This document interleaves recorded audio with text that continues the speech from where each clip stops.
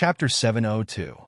Master. Fire Chelan came over half-hidden and said, "Something's wrong."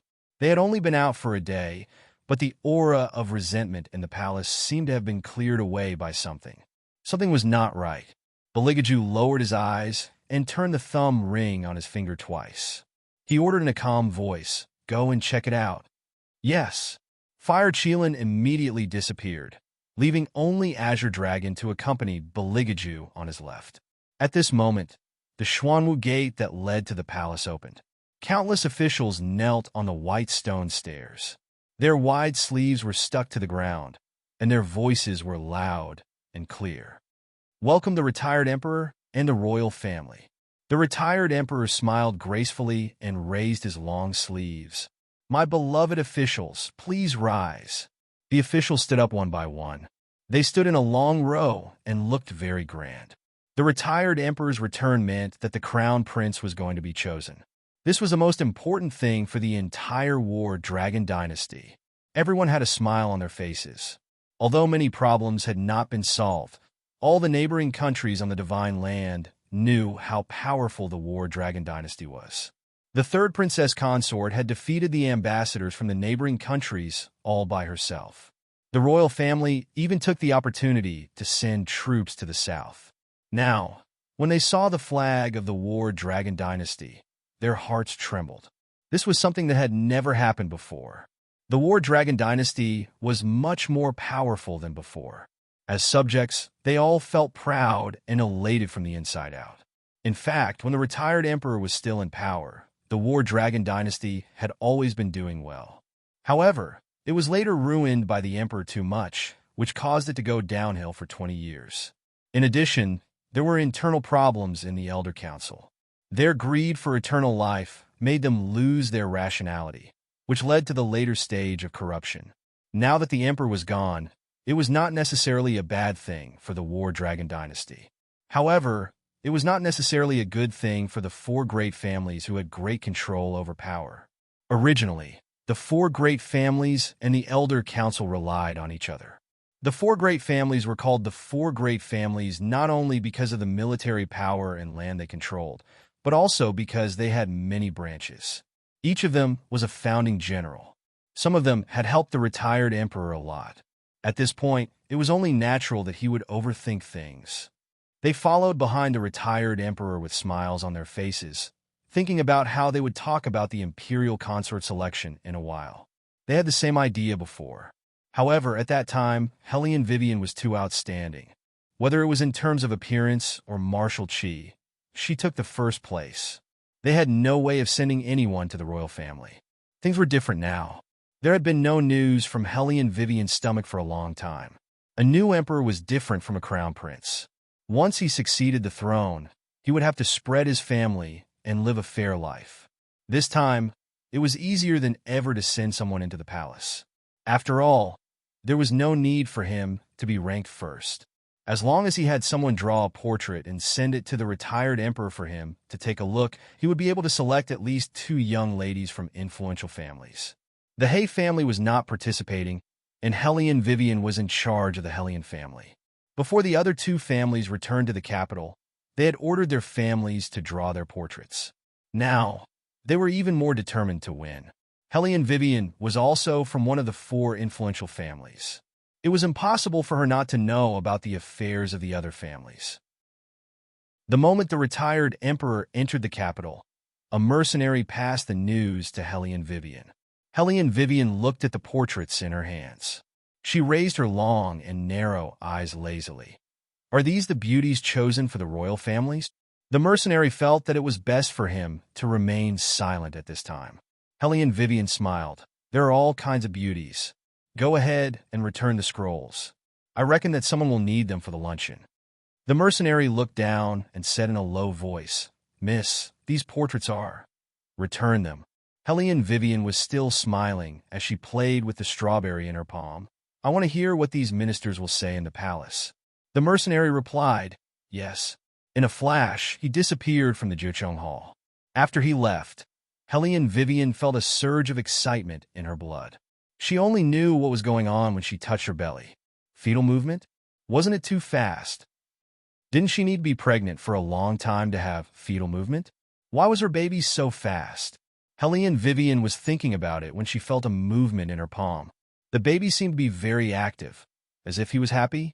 She was going to prank him, but he was very happy. His personality was too different from others. Little naughty boy. Helene Vivian smiled faintly as she touched her belly. The little one in her belly moved again, as if he was responding to Helene Vivian's words. It seemed that he really liked to prank people. Helene Vivian couldn't help but think of a future where the little one would run around the palace to prank people. When he saw people trembling in fear, he would laugh mischievously, although it wasn't very moral to do that to others. Helene Vivian still felt that her baby was very cute when he was naughty. What made her sad was His Highness' way of teaching. She didn't know if he would directly throw the baby out when the time came. As if he knew what Helene Vivian was thinking, her belly moved again. Helene Vivian smiled again and put down the strawberry in her hand lazily. Okay, let's go and see your father now. They should have already entered the side hall by now. After saying that, Helene Vivian walked out of the inner room. The palace maids were already waiting outside. Some were holding a heater, and some were holding a cloak. Before His Highness left, he had instructed that the Princess Consort must bring everything with her. Little Seven was still chewing on a meat bun at the side. He was dressed to the nines today. He was dressed in a black and shiny equestrian uniform, with jade inlaid on the cuffs. His handsome little face was handsome and full of vigor. As Helene Wei reached out to hold his hand, he looked even more attractive. The hundreds of officials had to bow for a period of time. The people in the harem were all in the main hall, waiting for the Emperor Emeritus and his entourage to come over from Xuanwu Gate. Bailey Jiaju was standing at retired Emperor's left side. He didn't have the slightest bit of travel-worn feeling. On the contrary, he was refined like jade. He didn't easily raise his eyes, yet he was able to create a noble and threatening aura. Helene Vivian didn't expect to catch His Highness's gaze the moment she arrived. She smiled at him. Xiao Qi also puffed up his cheeks and called out, "Third brother, Imperial Grandfather." Beligaju faintly grunted. He ignored the surrounding officials and held Helene Vivian's hand as if there was no one around. His handsome brows furrowed. "Why are your hands so cold?" "Colds?" Helene Vivian didn't feel it. Instead, she reached out and pulled on His Highness's sleeve. Her voice carried a smile. "I have something to tell you." Chapter 703. Wait a moment. Beligaju's voice was unhurried as he instructed an Ing, who was behind him, "Go and get a hand warmer." An Ing nodded respectfully. He left quickly and returned quickly. Helene Vivian's left hand was stuffed with something warm, while her right hand was held by Beligaju. It was indeed very warm. It was just that the surrounding gazes were too obvious. It was as if everyone was looking at them. Beligaju's side profile did not reveal any expression, but his thin lips faintly curved. He was even more handsome than when he entered. Eunuch's son, who was standing at the side, finally heaved a sigh of relief. Others did not know, but he was very clear in his heart. His Highness had been very indifferent along the way. Furthermore, with the recent events, the Emperor had been very worried. He and the retired Emperor were really worried that His Highness would cultivate the Devil's Path. Now, it seemed that the royal family was still the same as before. It was just that they were indifferent and did not want to talk to them. They were still quite gentle when they saw the third Princess Consort. The retired Emperor also understood his grandson's intention. He secretly scolded this brat. Then, he waved his hand and called Little Seven over to sit at the seat of honor together. Looking up, there was a small wooden table in front of every official. Plates were already placed on each table. The palace maids and eunuchs standing at the side poured wine and served the banquet. It was extremely lively. However, the livelier it was, the more lively some people's thoughts were. Beligaju had just sat down with Helene Vivian in his arms. His slender and fair fingers peeled a roasted chestnut and placed the meat in a Helene Vivian's bowl. He then wiped his hands with a white handkerchief. At this moment, he saw the two officials at the front of the hall stand up. They were the family heads who had followed the retired emperor to pray for blessings. Every one of them had a joyous expression on their faces. Although this old servant wasn't in the capital, This old servant still admires your highness' valiance. You took the Xianyuan kingdom's capital effortlessly. In less than a day, their king wrote a letter begging for mercy to the retired emperor. In front of the emissary, he even gave up the territory south of Xianyuan kingdom. This has never happened before. Your highness's strategy is truly unique. That's right. Old Li and I were stunned when we heard that. As the saying goes, heroes come from the young. Just look at the royal family. In the future, our war dragon dynasty's status in the divine continent will be different. As the saying goes, a country can't go a day without an emperor. Now that the previous emperor is no longer around, Old Wu and I are both 3 generations of senior officials. In front of all the officials, we want to recommend the 3rd prince to the retired emperor as the next emperor. With such a talented and virtuous prince, I don't think anyone will object to handing over the War Dragon dynasty to him. Of course, no one would object to this after experiencing a series of events. Even the people on the 5th prince's side were dead set on Beligaju, let alone those officials who were originally on Beligaju's side. Moreover, Beligaju was originally the crown prince. Now that the emperor was no longer around, it was both in accordance with the rules and the will of the heavens to let him succeed the throne. All the officials stood up one by one and knelt in the main hall. All of them were recommending the 3rd prince. When the retired emperor heard this, he was very happy. He didn't have many days left. The icy brat succession was undoubtedly fulfilling his last wish. Before returning to the palace, a few of the officials had vaguely mentioned this matter. However, he originally thought that he would have to wait a few days. He didn't expect that they would say it today. My beloved officials, please rise. The Emperor Emeritus laughed heartily, but he also had doubts in his heart. However, the joy made him dispel those doubts. He turned his head and said to Eunuch's son, "The ascension of the Emperor has always been a fundamental matter of the country. You, Emily Darren, carefully choose whether there are any auspicious days recently." "Yes." Eunuch's son bowed his head and responded, full of joy and harmony. When the officials heard this, they knew that the matter was not going to run away. They laughed even more heartily. Except for the officials of the 2 families, everyone sat back to their original seats and raised their wine glasses. You toast me, I toast you. Especially those officials who had followed Beligaju since early on. They were different from the aides of the other princes. They clearly knew that he was a wise emperor. He had a calm mind and kept a low profile. He was different from the other princes who only knew how to pursue personal interests. However, for so many years, even if they had loyalty, they had to weigh it and couldn't show it too obviously in the main hall. They were worried that the emperor would be jealous and not give his highness any chance. From childhood to adulthood, both the emperor and the empress treated the royal family very unfairly. Although as officials, they shouldn't talk about the royal family. But the emperor's practice was too obvious. If it weren't for the retired emperor's protection, it was uncertain whether the royal family could grow up. Since the day the royal family was tested first in martial qi, the emperor's jealousy would always be hidden in his daily actions. In any family, to be able to get such an honor would only be praised. But it was different in the royal family.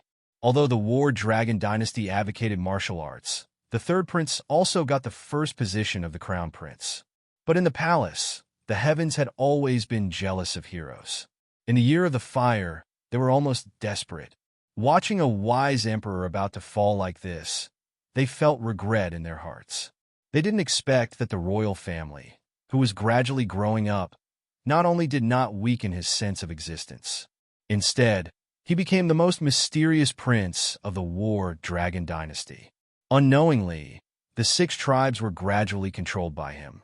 Even the generals and kings of other neighboring countries had to be afraid of the existence of such a prince. Now that the clouds had finally parted and the sun had risen, His Highness was finally going to ascend the throne. How could they not be happy? However, the 2 officials didn't have such thoughts. The reason why they wanted to promote Beligaju to succeed the throne so quickly was purely to let their daughters marry into the palace, so that they could protect their family's power. Because the current situation was very obvious. Even if they didn't promote the 3rd prince to be the emperor, he would inherit the throne soon. It was better for them to bring it up first, and then let the third prince owe them a favor. Then it would be much easier to talk about the concubine selection. The two officials had a good plan. They looked at each other, and one of them opened his mouth again. The palace has not been very peaceful recently. I feel that there should be something to be happy about to drive away the bad luck. That's the reason. The other official looked in the direction of Hellion Vivian as he said, according to what I have built, the palace is too lacking in liveliness. Princess Consort and His Highness have been married for a while.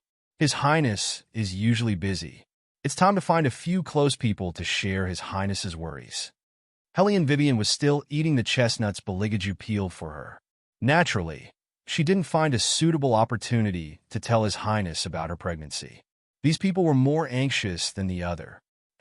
They were really stupid. Chapter 704.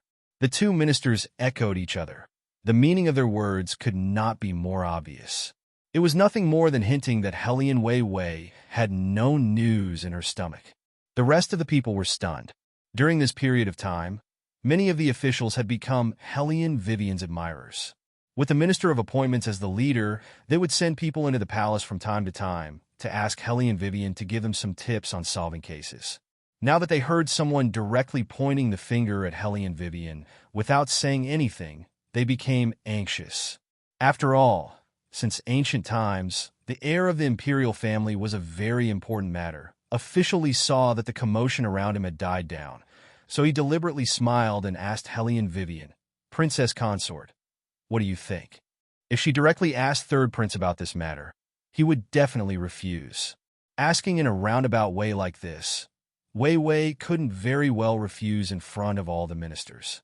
That would only appear to be stingy, which would give her even more of an excuse to have more concubines. Hellion Vivian looked at him and was about to speak, but she was stopped by a wooden chopstick that flew through the air. The martial chi from the wooden chopsticks pierced through the official hat on Lord Li's head, and the force of impact forced Lord Li to take 2 steps back. As if shocked by this sudden attack, Official Li didn't manage to retract his smile before his lips turned pale. He reached out to touch his long hair, and only then did he realize how close he was to death. If it wasn't for the official hat on his head, the chopstick would have pierced through his head.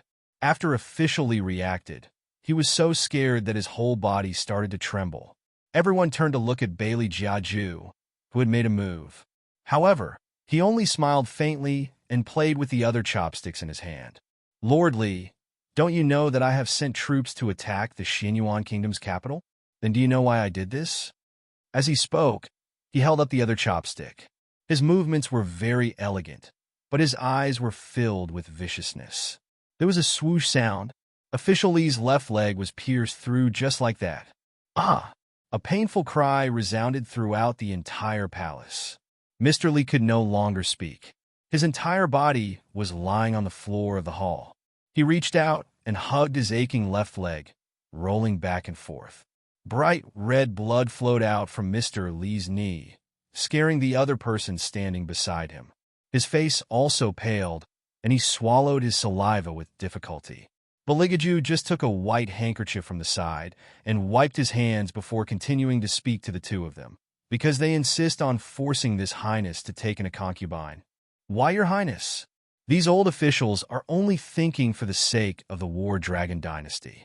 The minister tried his best to explain. He looked at the retired emperor again and vaguely said with confidence, Moreover, it's fine if Your Highness doesn't agree. Why do you have to hurt people?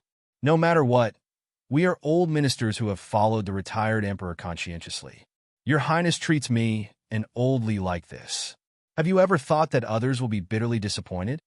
When the retired emperor heard the last sentence, his brows furrowed even tighter. That minister seized the opportunity and continued. If it wasn't for the third princess consort's pregnancy, old Li and I wouldn't have participated in the concubine selection. It's just that there's really no one in the palace. Is it wrong for us to care about Your Highness?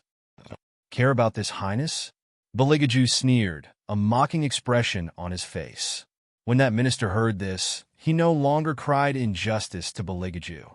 Instead, he turned to the retired emperor and said, Retired Emperor, You have to save us old officials, ah. With His Highness's temperament, he kills people as he pleases. If we old officials knew this, we might as well go home and farm. As he spoke, he sighed. It's really a femme fatale, ah. The words femme fatale were nothing more than an allusion to Hellion Vivian. He wanted to push all the blame to Hellion Vivian. This was because the ministers were very clear that it was impossible for the retired emperor to punish the third prince.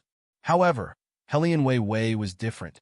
She had been married for a long time and was not pregnant. In ancient times, it could be considered a crime. In addition, Bailey Jiaju had no intention of marrying a consort, which made this crime even more serious. The more the royal opposed, the more the people and colleagues would talk about it. They would say that he did it for Hellion Vivian. The minister believed that the retired emperor also understood this point. The most taboo for a ruler was to favor only one person. This time, even if the third prince didn't want to marry a concubine, he couldn't do anything to them. The minister had thought it through thoroughly, so he was naturally confident. But what he didn't expect was that after he finished speaking, his daughter was pressed in by the palace's shadow guards with disheveled hair. Her clothes were disheveled, and there was an ambiguous aura around her. Her eyes were covered by a layer of black cloth, and there was a coarse cloth belt around her waist. Along with her was a manservant from his residence. When the minister saw this scene, he knew that it was over. His daughter was good in other aspects, but her temperament was unstable. When she saw a handsome man, she would lose her reserved manner. For this reason, he had already dismissed many people, but he didn't expect that she still hadn't changed her temperament. After the young girl was untied, she didn't have time to pay attention to her surroundings. Her eyes met with her father's face, and she instantly panicked. She pulled a manservant over and wanted him to help her cover up. She even said, "Father, I won't dare to do it again. This is the last time. This is really the last time. When your daughter enters the palace, I won't do it again." It was fine if she didn't speak. Once she spoke, it was equivalent to confessing everything. When the minister heard this, he felt dizzy. He only felt a burning pain on his face, and he was about to lose his breath. Baligaju's tone was neither fast nor slow and elegant. This is one of the concubines that His Highness wants this Highness to marry. This Highness knows that she is your only daughter, and you have always doted on her. You also hope that she can lead a good life in the future. It would be best if she can be under one person. But you brazenly gave this woman who was having an affair with a manservant to this Highness.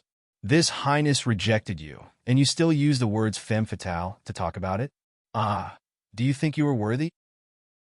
This old minister. The minister's lips trembled. His words just now were all gone.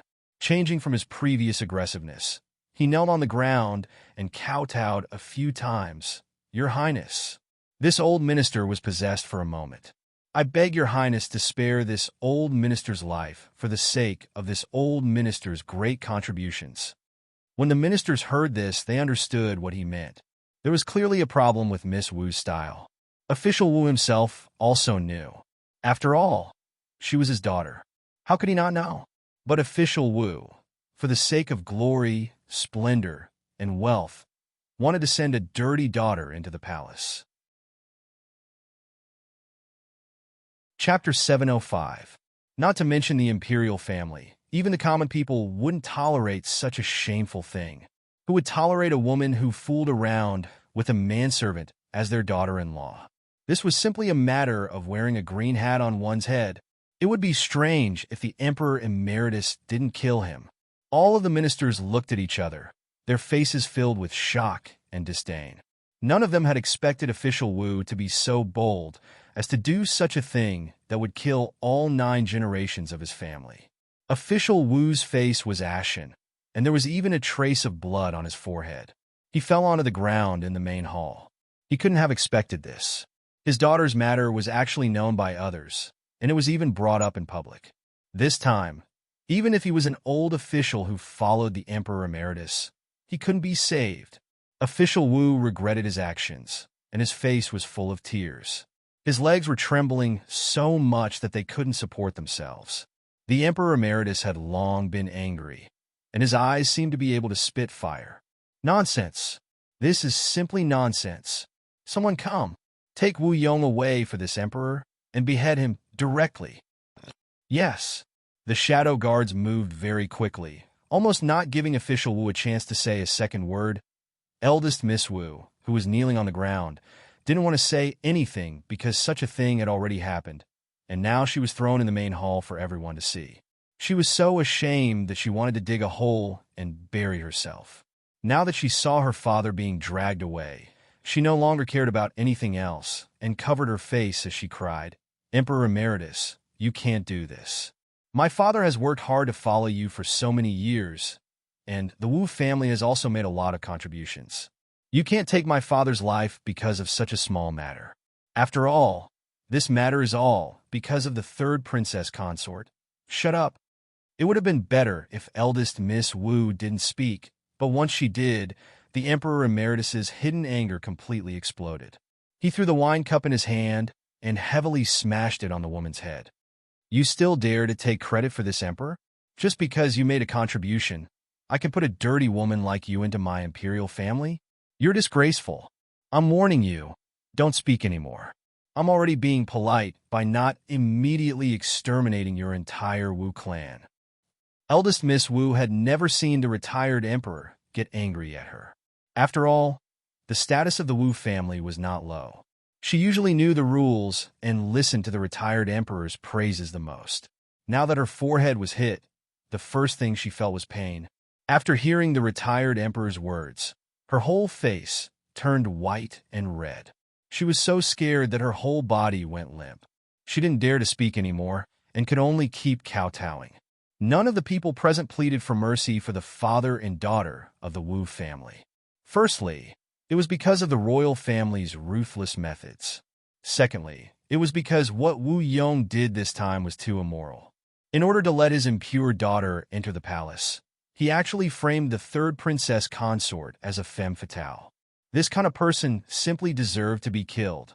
When Li Zhixiong heard the sound of a blade being drawn from outside the hall, he felt goosebumps rising from the bottom of his heart.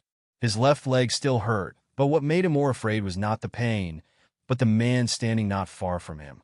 The royal family should have known about old Wu's matter long ago. Otherwise, they wouldn't have been so accurate and caught the Wu girl red-handed. If they were smart enough and didn't provoke him, perhaps they wouldn't end up in such a miserable state. However, they poked at the point that he was most concerned about. Li Zhixiong didn't even dare to imagine what was waiting for him. Panic engulfed his entire body like a tidal wave. He couldn't care less about his bleeding left leg.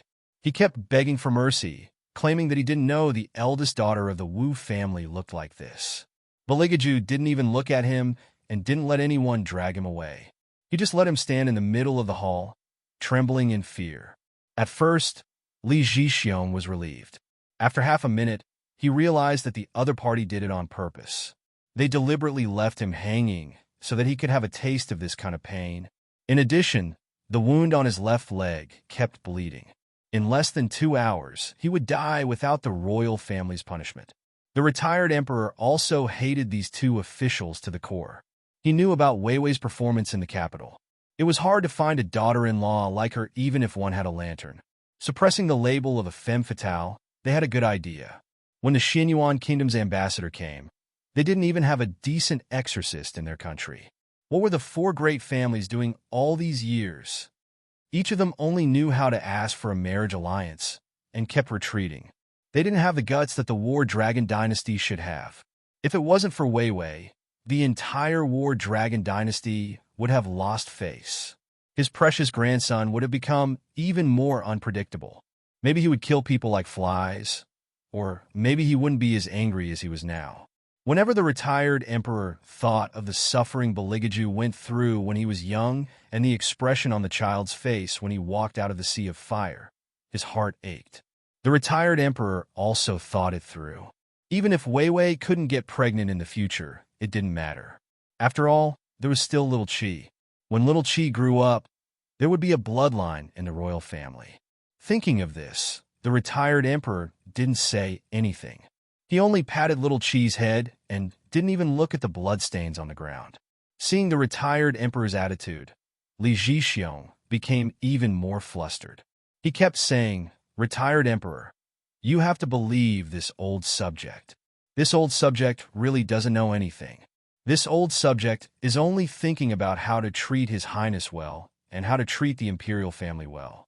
That's the only thing that matters to me, retired Emperor." Hellion Vivian obviously knew what His Highness was planning. She also knew what Li Zhixiong was saying. This person really deserved to die.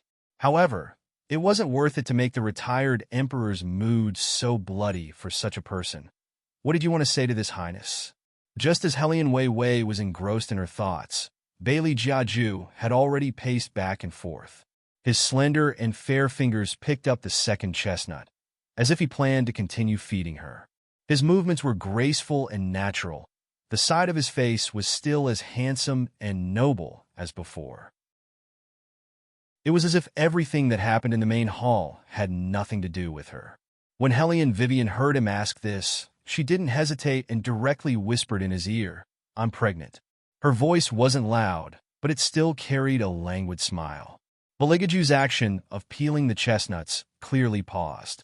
He was stunned for a moment. Then he put down the chestnuts in his hand and calmly asked, "What did you say?" When he said this, the man's voice was very low. It was as pleasant and magnetic as usual. "I'm pregnant," Hellion Vivian repeated. She narrowed her eyes and leaned closer to observe a certain highness's expression. Chapter 706. There was still a faint smile on the man's face. He didn't look any different from before, but that moment of astonishment was real. His usually long and narrow eyes were wide open. In addition, he had now shifted his gaze from her face to her lower abdomen. That speechless expression, as if he couldn't wait to see through her stomach, successfully pleased Hellion Vivian. "Don't you think it's amazing?" Hellion Vivian's smile became more obvious. What made her stunned was that Beligija bent down and carried her in his arms in the next moment. In just a moment, everyone's gaze shifted from the bloodstains in the Great Hall to the two of them. Even the retired Emperor didn't expect the icy brat to suddenly do such a thing. He frowned. "Aju, what are you doing? You can't be so unruly in the Great Hall." Quickly put Wei Wei down. "She's pregnant." It was just a few words, but it was like a bomb that was thrown down. It successfully set off a wave of gasps in the Great Hall. The retired Emperor widened his eyes and stood up from his seat in shock.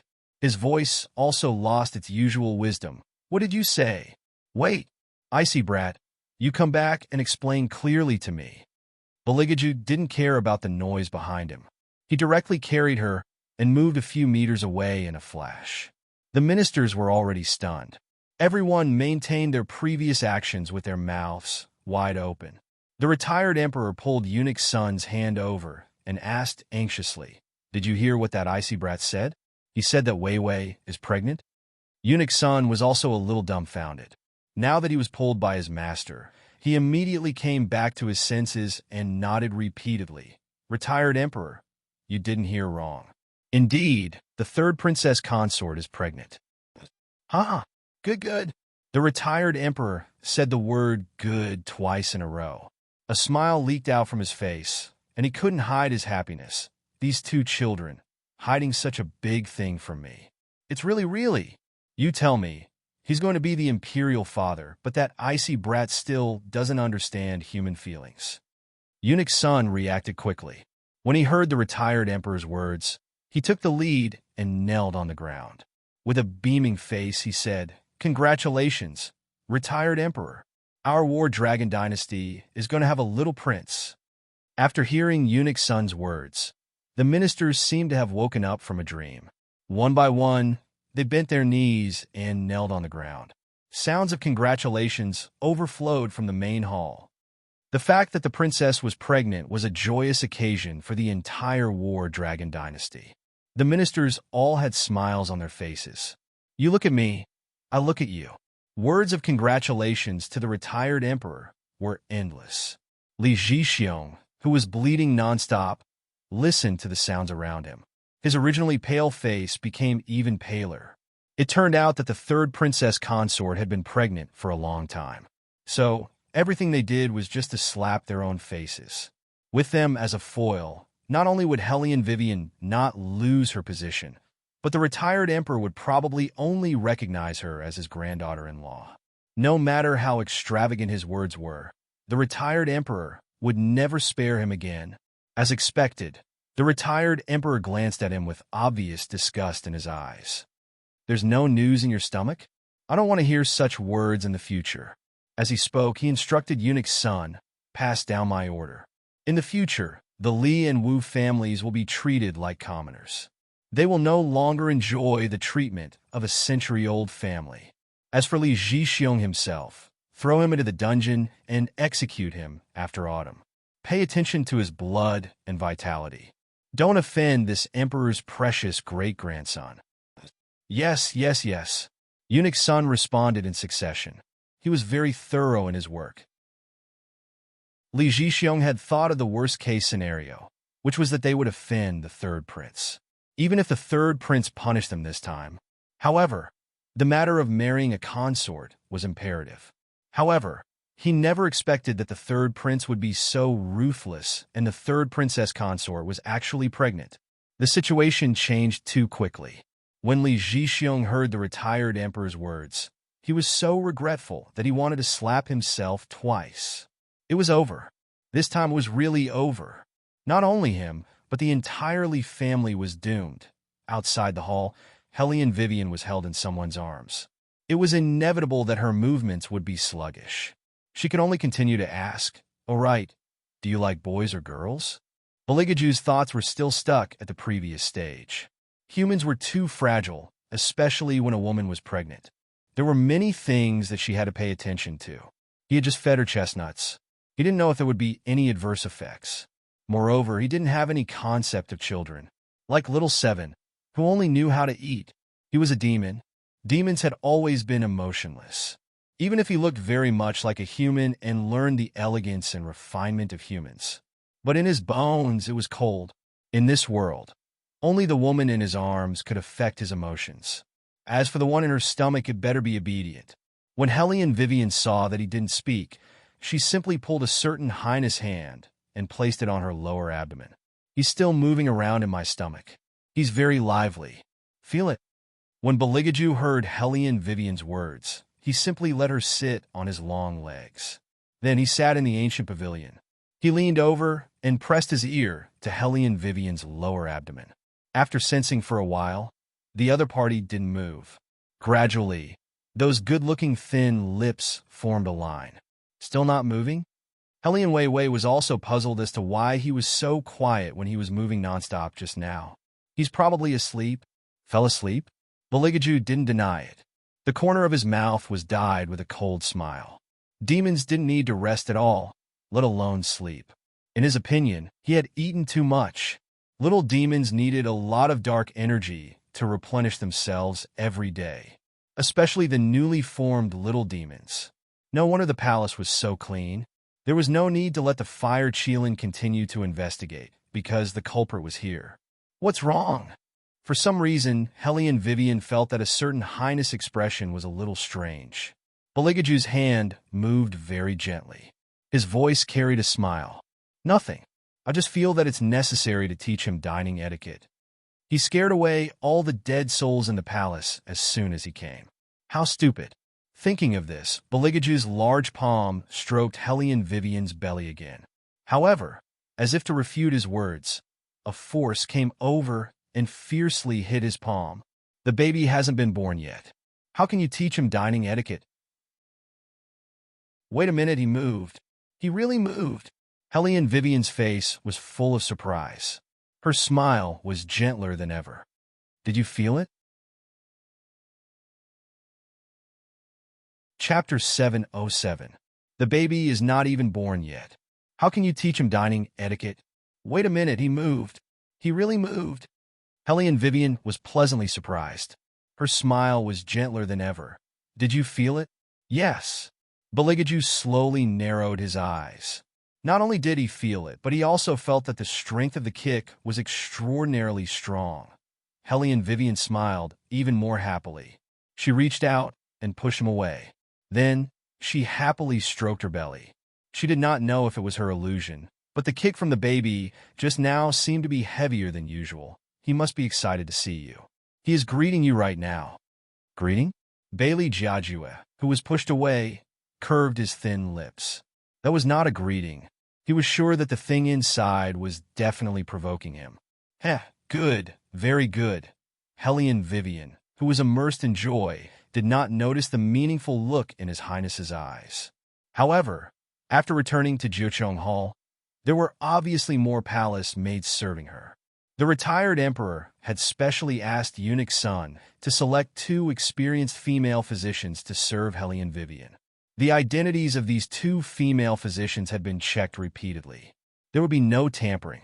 The imperial kitchen had also received orders to cook whatever the 3rd princess consort wanted to eat in the future. No matter how late it was, there must be someone waiting on her.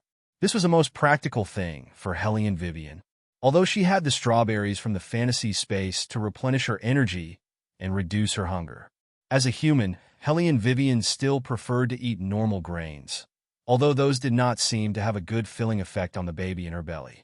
3 imperial physicians came to the imperial hospital to prepare Hellion Vivian's meals. One of them was Imperial Physician Liu. Dr. Liu had already felt Hellion Vivian's pulse, but when he felt her pulse for the second time, he felt that the pulse was indescribably strange.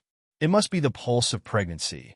But when he stuck the bamboo earpiece to Hellion Vivian's lower abdomen through the layers of curtains, a crackling sound like sparks sounded fiercely. Dr. Liu was startled. He could not control his strength and threw away the bamboo receiver in his hand. Beligaju narrowed his eyes and put down the teacup in his hand. "What's wrong? What's wrong?" The rest of the imperial physicians reacted strongly. After all, the 3 of them were in charge of the 3rd princess consort's safety, although he couldn't tell if it was a man or a woman. But what if the 3rd princess consort was pregnant with a boy? That was the War Dragon dynasty's great imperial grandson. Now, the most precious child in the world was the one in 3rd princess consort's arms. He couldn't afford to make any mistakes. Hellion Vivian, who was sitting behind the barrier, also raised her eyebrows. Did something happen? Dr. Liu shook his head and muttered in his heart. Why is there a crackling sound? It's not normal. There's nothing wrong with the pulse, and the baby is very healthy. What's wrong? Am I hallucinating? Dr. Liu? Dr. Zhang, who was closest to Dr. Liu, saw that he didn't speak, so he couldn't help but push him. Dr. Liu shuddered. When he came back to his senses, he met Beligaju's indifferent eyes. I don't know what's wrong with me recently. I always have tinnitus. Dr. Liu began to find the problem with himself. Let's leave the auscultation to Dr. Zhang. Beligaju looked at the sweat on Dr. Liu's forehead, and a golden light flashed across his eyes. Hellion Vivian also realized that something was wrong. She reached out and touched her lower abdomen. At this time, Dr. Zhang had picked up the bamboo earpiece on the ground and was about to listen to it. With a cracking sound, a large crack appeared on the end of the bamboo earpiece. Obviously, it was broken and couldn't be used. Dr. Liu found the real reason at this time and said to himself, "It turns out that the bamboo earpiece is broken." I thought. It seemed that he was really old and confused. He made a fuss at the slightest sound. "Princess, it's okay. The bamboo tube is broken, but judging from the pulse, everything is fine. However, Princess still needs to eat more warm foods. You can't eat crabs and shrimps anymore. Cold fruits should also be reduced." Imperial Dr. Zhang respectfully reported he didn't dare to show the slightest neglect. Hellion Wei smiled faintly in response, but the light in her eyes was deeper than before.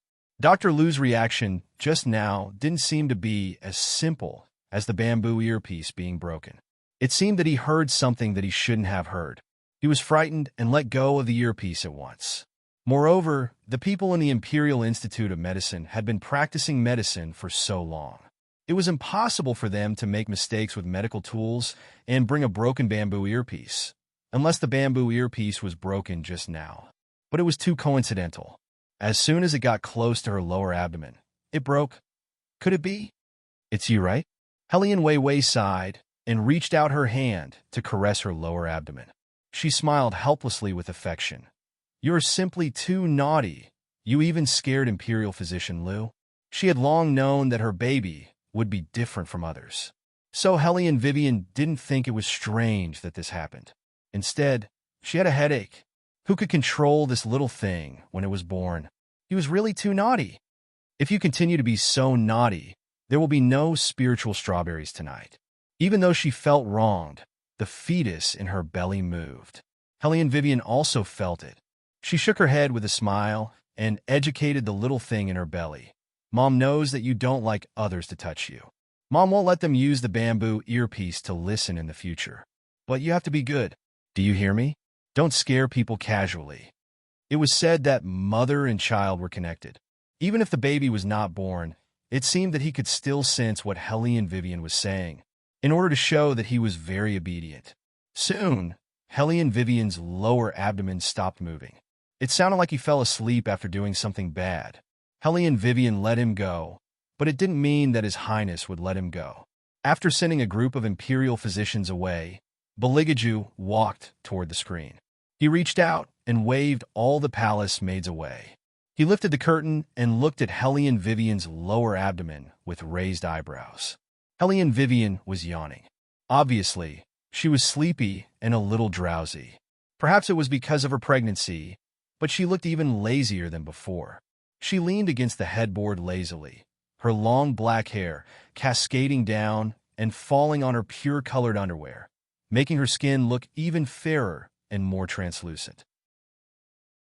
Especially when she was half asleep and her eyes were hazy, she looked even more beautiful.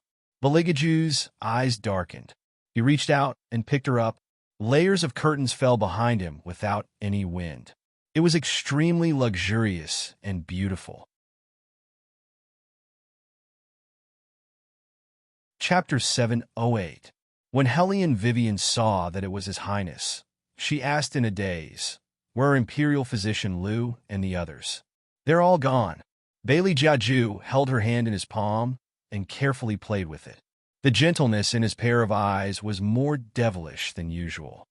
"If you're tired, then go to sleep. When you're asleep, I still have things to do. Today, I won't take your pulse again. I'll have someone warm some soup for you. You can drink it when you wake up." Hellion Weiwei was indeed sleepy. Since yesterday, she had been very sleepy.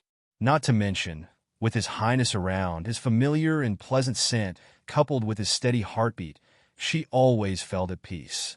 Beligaju stroked Hellion Vivian's black hair with his fingers and lowered his eyes to kiss the top of her head. Eunuch's son originally came to visit Hellion Vivian under the orders of the retired emperor. When he saw this scene through the curtains, he quietly left the bedroom with the palace maids who were holding the reward behind him. At night, Hellion Vivian was sleeping very soundly. Her side profile was quiet and gentle. Little Black and Little White also hid in the Xuanhuan space. With Beligaju by Hellion Vivian's side, no evil things could get close to Hellion Vivian. If they came out, they would waste Hellion Vivian's excess essence. The night was getting darker and darker. Every time at this time, Beligaju would hold Hellion Vivian and sleep for a few hours. However, today, not only did he not sleep, he stood up and poured himself a cup of herbal tea. He sat on the chaise lounge and did not get on the bed. Instead, he elegantly crossed his slender legs. His black, ancient robe completely accentuated his evilness like that of Satan in the dark night. It was different from the indifference and nobility seen during the day. Now, even the smile on his face was tinged with a faint, evil aura. He spun the teacup in his hand with one hand. He wore a little ring on his little finger. The black gem on the ring shone with an evil light that matched him extremely well. It was eager to devour something. Feathers rose from behind him, one after another. It was as if someone was chanting ancient Sanskrit, as if it could reflect all the prosperity in the world. His aura was grand and majestic, making it impossible for people to hide. "Come out." These two simple words were spoken in a voice that was as calm as ice. It imperceptibly revealed a sense of deterrence. "I'll count to 3. Little brat, if you don't come out, you know the consequences." In Hellion Vivian's lower abdomen, black fog lingered and blood flowed. The transparent fetus shape could not be seen, only covered by a thin layer of hair.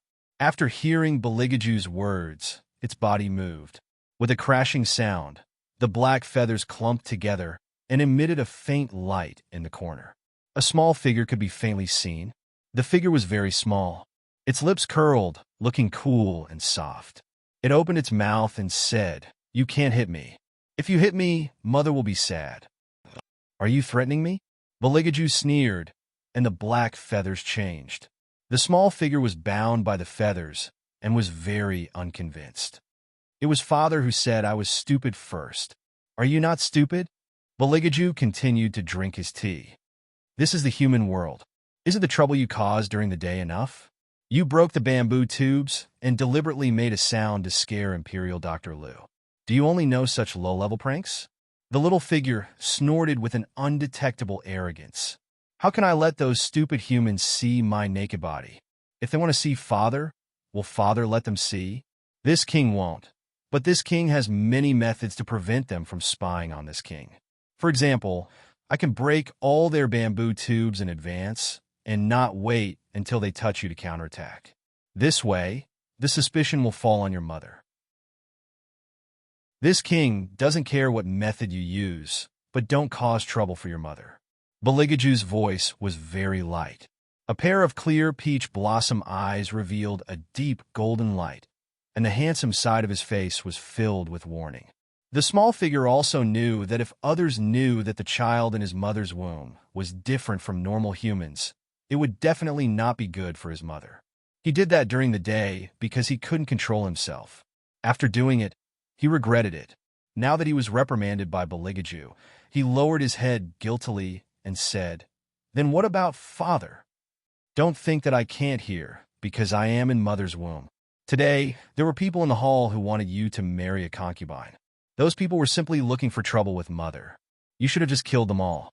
Why did you leave one person alive?" "Little brat, as a demon, the first thing you need to learn is to understand humans." Beligaju shook the teacup and casually took a sip. "There are many ways to make a human suffer more than killing him." The small figure frowned.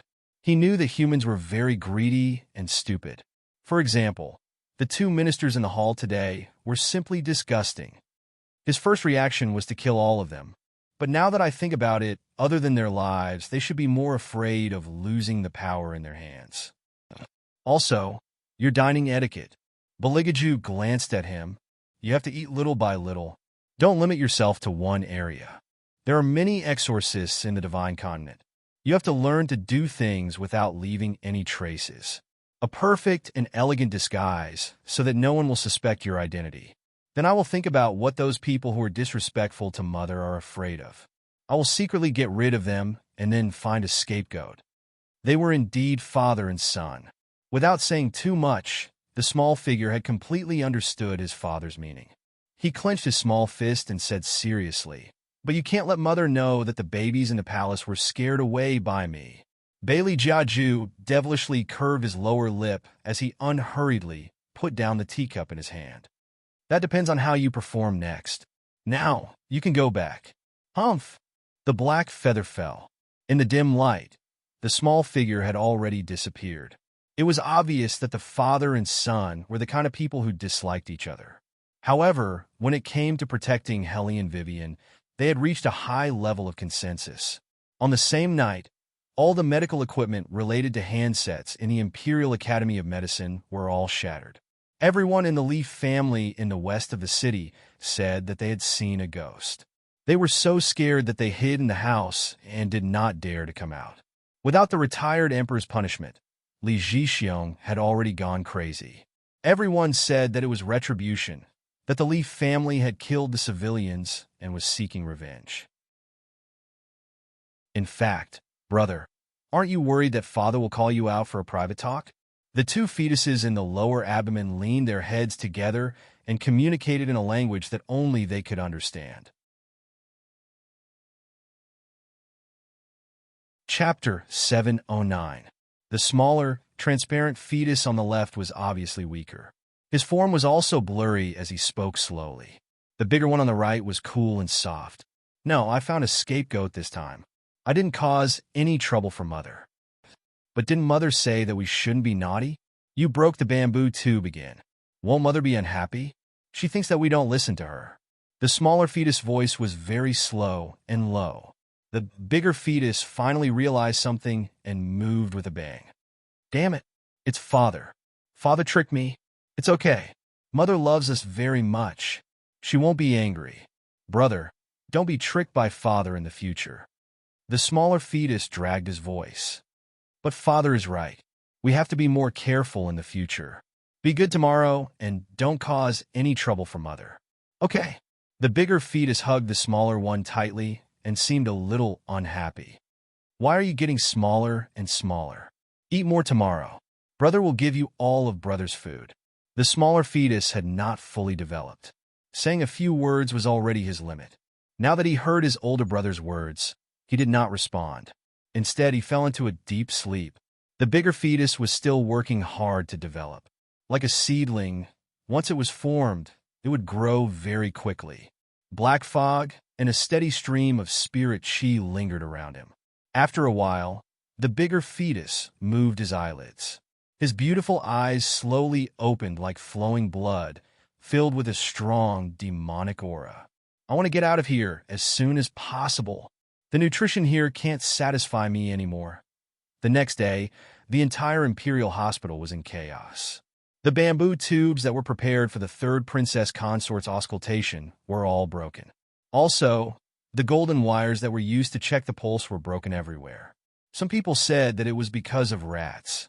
Others said that the bamboo tubes were left out for too long, causing them to break. The imperial physicians of the Imperial Hospital had never encountered such a situation. They were all dumbfounded. Before the bamboo tubes were sent, they could only use the simplest method to diagnose Hellion Vivian's condition. Fortunately, Hellion Vivian's pulse was very stable, which relieved a lot of the burden on the imperial physicians.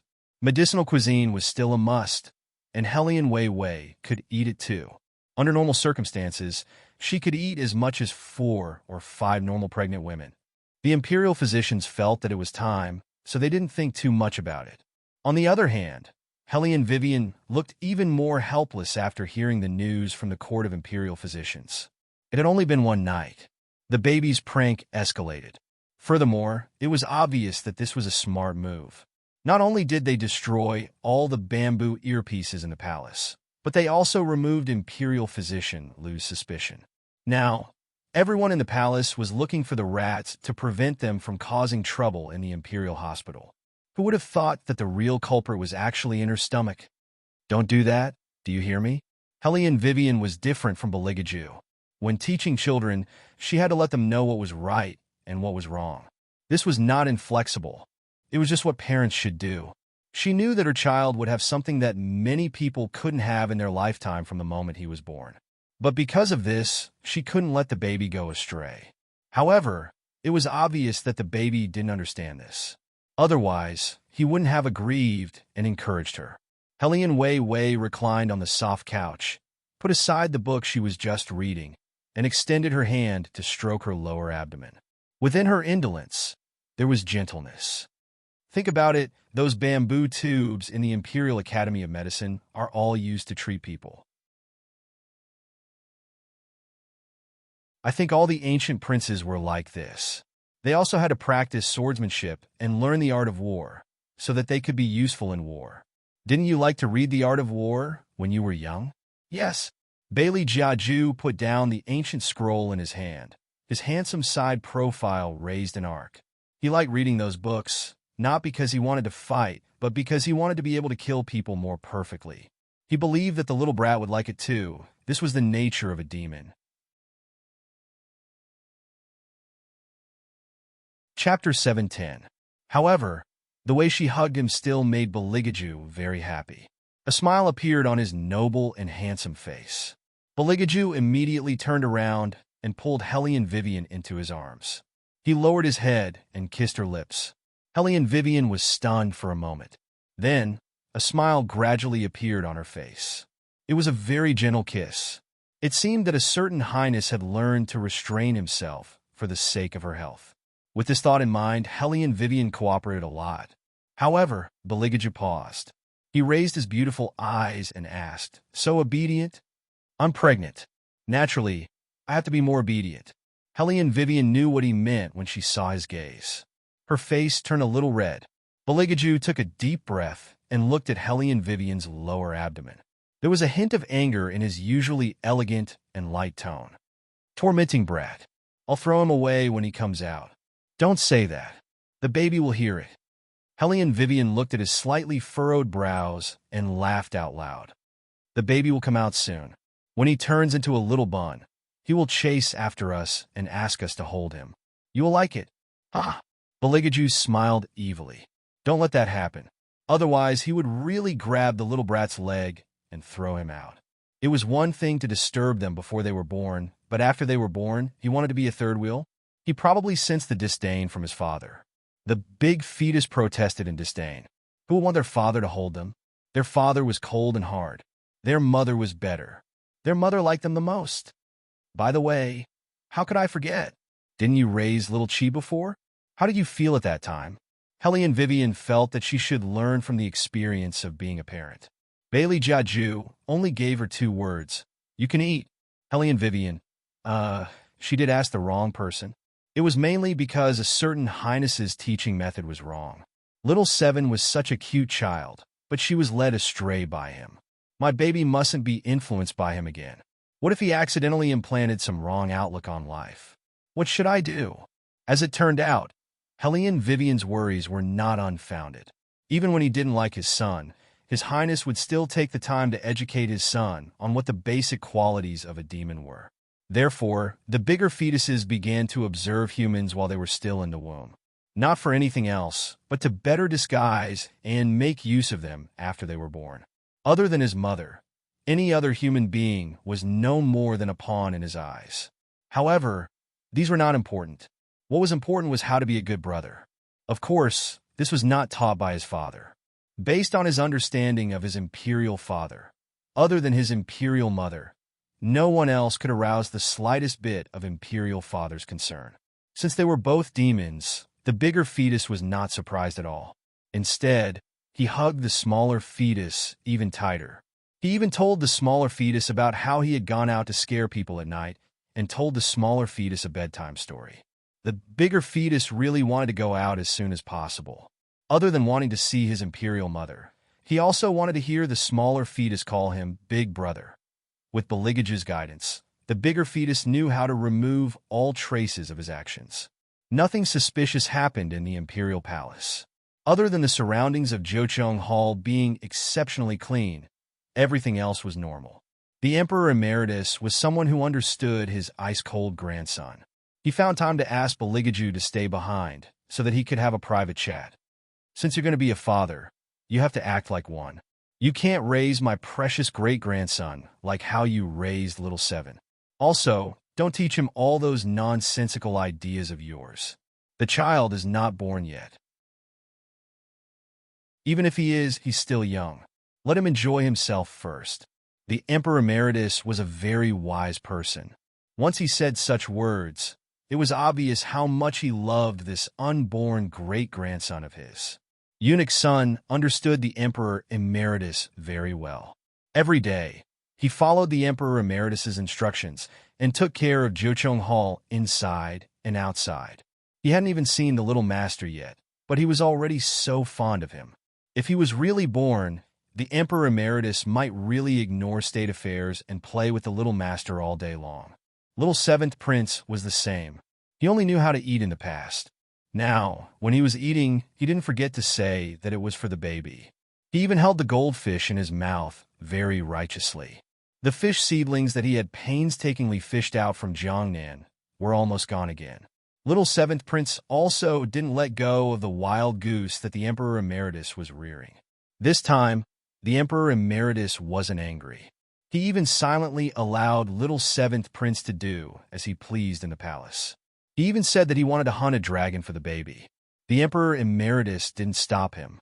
It was obvious how much the Emperor Emeritus doted on the unborn little master.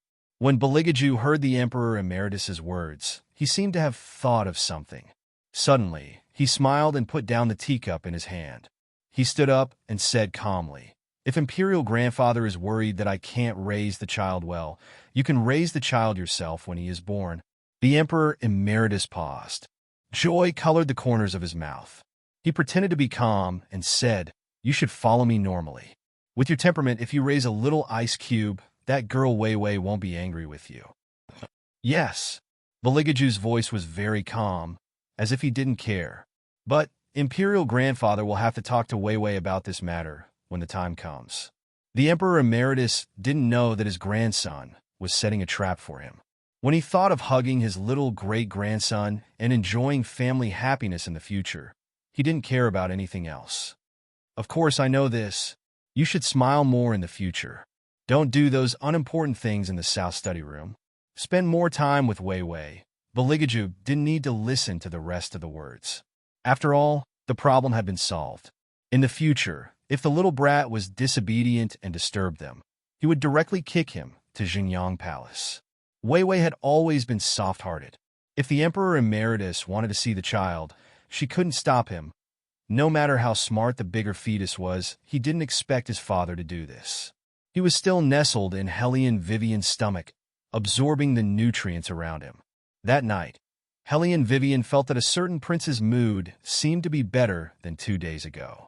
She couldn't help but be curious. Did something good happen today? Why do you ask? Beligaju lazily hugged her and fed her red dates with one hand. There was even a smile on his face. Something good must have happened. Hellion Vivian reached out and poked his face. You are smiling. It's just solving a small problem. When Beligaju said this, he intentionally or unintentionally glanced at Hellion Vivian's lower abdomen.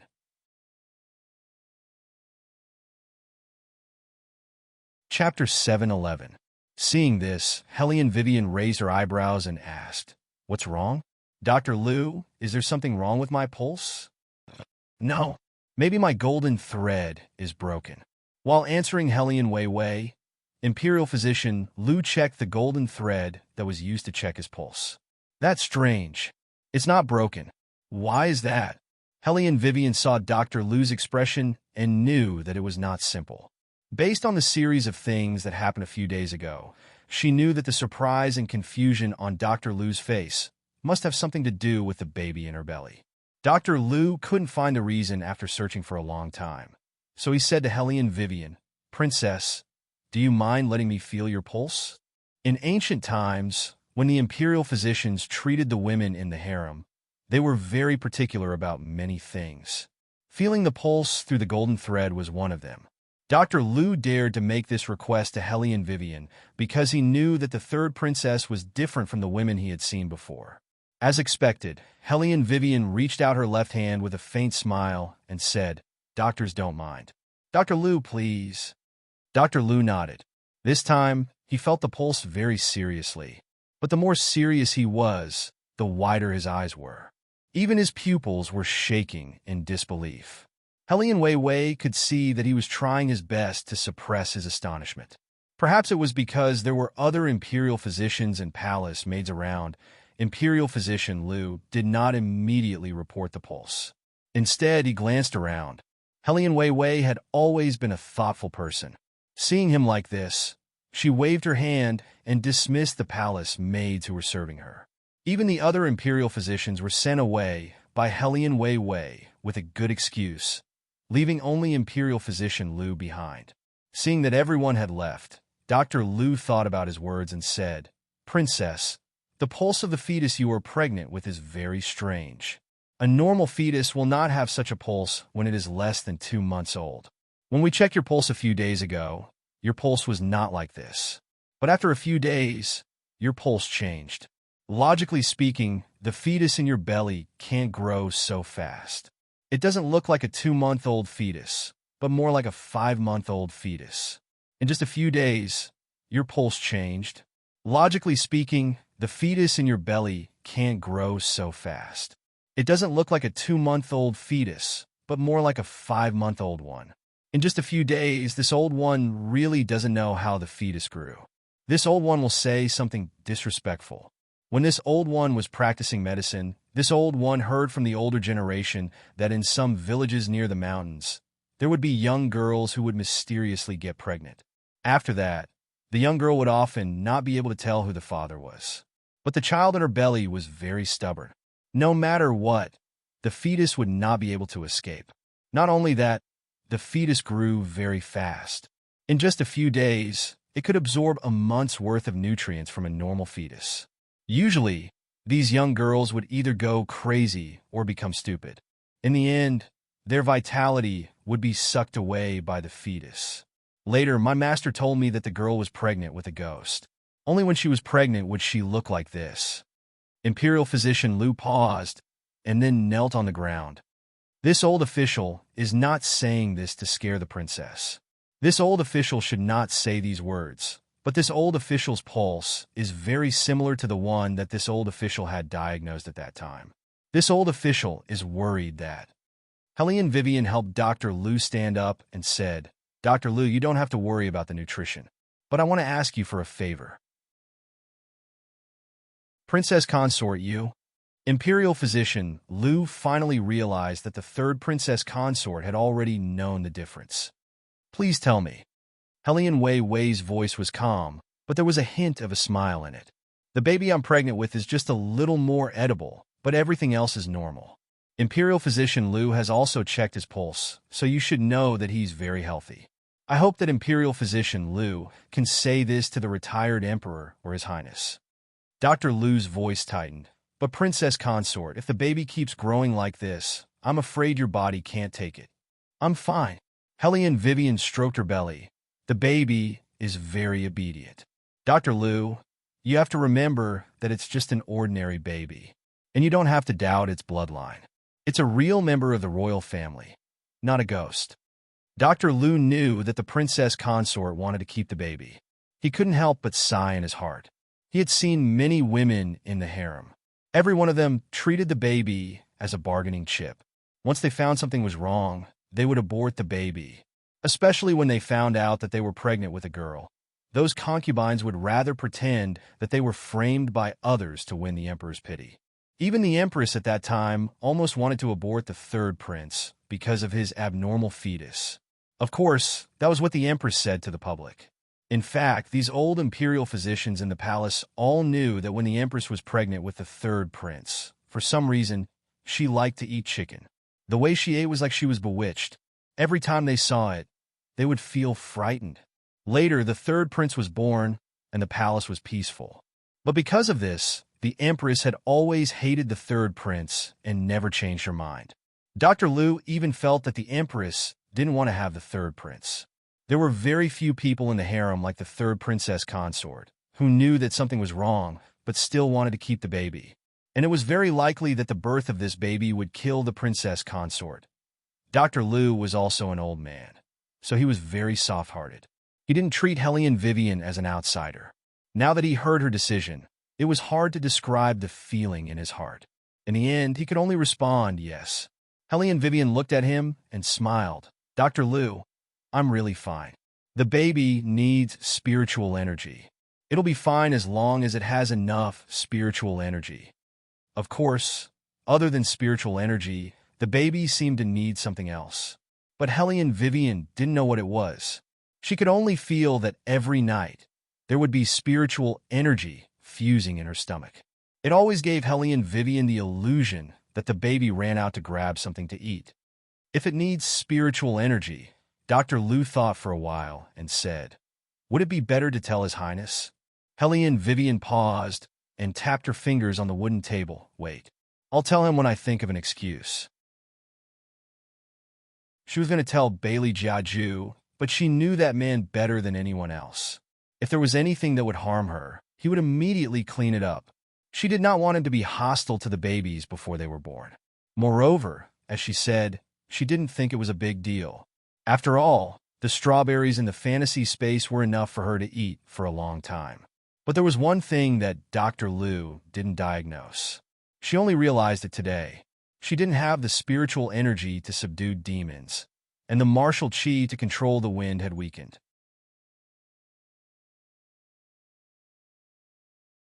Chapter 7:12.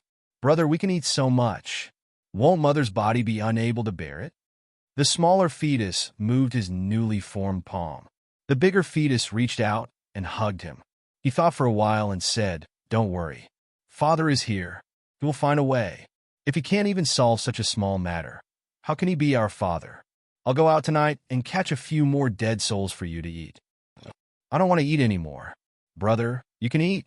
You need more energy. The smaller fetus spoke slowly but steadily. The bigger fetus didn't speak. He looked at the smaller fetus and reached out his small hand to hug him. There was a glimmer of light in his blood-red eyes. Without spiritual power, Hellion Vivian was still Hellion Vivian. She ate and slept as usual. However, it was obvious that there were more mercenaries around her, and the large wolfhound by her side had never left her side since then. Dr. Liu was very anxious. Every time he came to the auscultate, he was afraid that the royal would ask him something. But this day still came. The royal called him to the south study room alone. He was holding a memorial in his hand. He was wearing a long robe. The brocade was sky brocade, and the muslin was cloud gauze. The silk was faintly shining, as if it was shrouded in the clouds of the night. Dr. Liu looked at the scroll in his fair hand.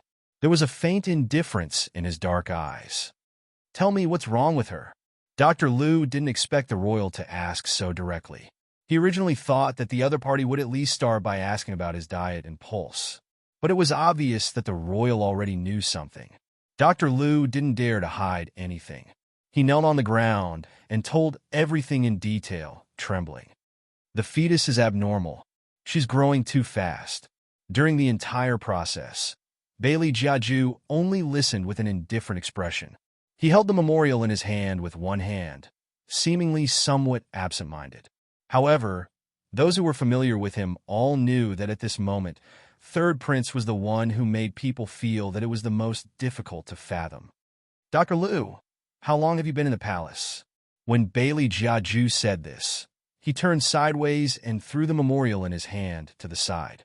His clothes were dragging on the ground as he looked at Imperial Physician Liu with his black hair and deep eyes. He was so handsome that he looked like a god standing in the clouds. Dr. Liu didn't understand why the Third Prince suddenly asked him such a question. After thinking for a while, his forehead was full of cold sweat. Your Highness, it has been more than 30 years. That's quite a long time. Baligaju turned the black jade thumb ring on his finger. His voice did not change at all. Since she let you stay, I won't do anything to you. However, Dr. Liu, you must remember what she said. Otherwise, at the end, Baligaju smiled. His jade-like elegance didn't diminish in the slightest. However, Imperial Dr. Liu understood the deeper meaning behind those words.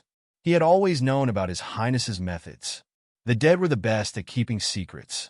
According to the usual practice, an imperial physician like him couldn't be allowed to stay. After leaving the South Study, Imperial Dr. Liu heaved a sigh of relief. It was the third Princess Consort who saved his life. He was also glad that he didn't mention anything about the fetus to anyone, because in the palace, nothing could be hidden from His Highness. However, compared to the fetus, His Highness seemed to be more interested in what the third Princess Consort said to him that day. Imperial Dr. Liu couldn't understand what His Highness meant, but he knew that he couldn't mention the word ghost fetus in the future, especially to the retired emperor.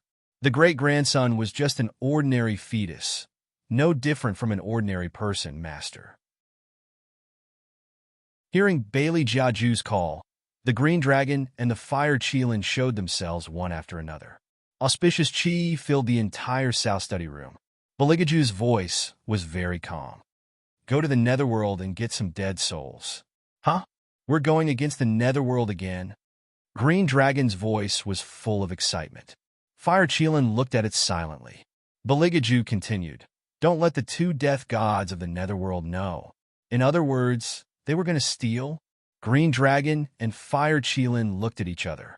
They felt that this kind of thing, what? Do you have any objections? Baligaju smiled at the two chariots. It was quite a beautiful sight. Fire Qilin immediately shook its huge head. No objections. How could it dare to have any objections? Then go quickly. Baligaju stood up and stood straight. He said slowly, bring the little king of hell here too. I have something to ask him. Stealing is not enough, but you want to kidnap his son. Master, are you really not afraid of the big king of hell? Even if you're not afraid, have you ever considered that we'll be beaten to death?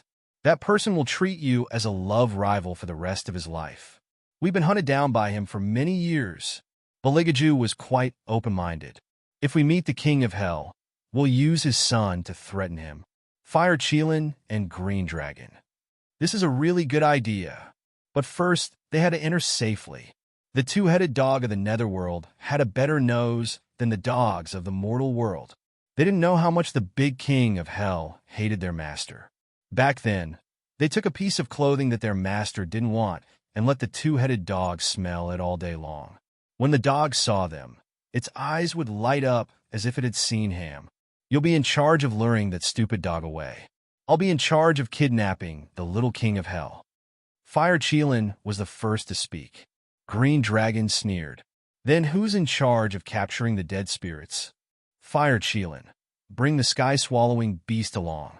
Green Dragon continued to sneer. If it goes, it can swallow the entire netherworld. Then what do you think we should do? Fire Qilin was angry. Green Dragon thought for a moment and said, Bring it. You're not afraid that it will swallow the entire netherworld? It was Fire Qilin's turn to sneer. Green Dragon said slowly, Let it go in its human form. When the dead spirits see it, they will rush over. Let it tie up the dead spirits and bring them back to the Little Master.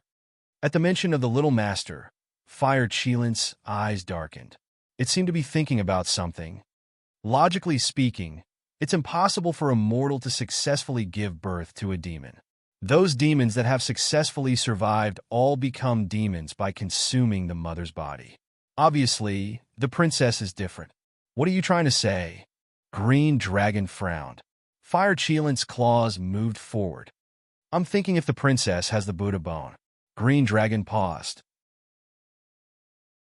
Then think about it carefully.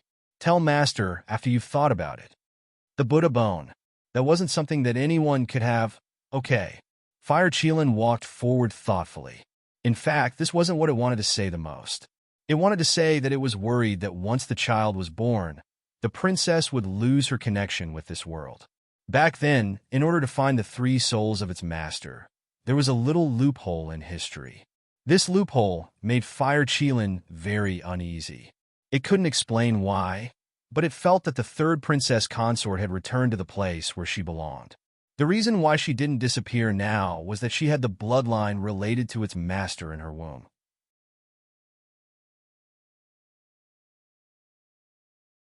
Chapter 7:13. When Fire Qilin and Green Dragon found Little Seven, he was holding a goldfish for Hellion Vivian. When Little Seven saw Green Dragon, he immediately handed the goldfish to the eunuch who was waiting at the side. Then, he looked at Green Dragon with bright eyes. His little face was very serious.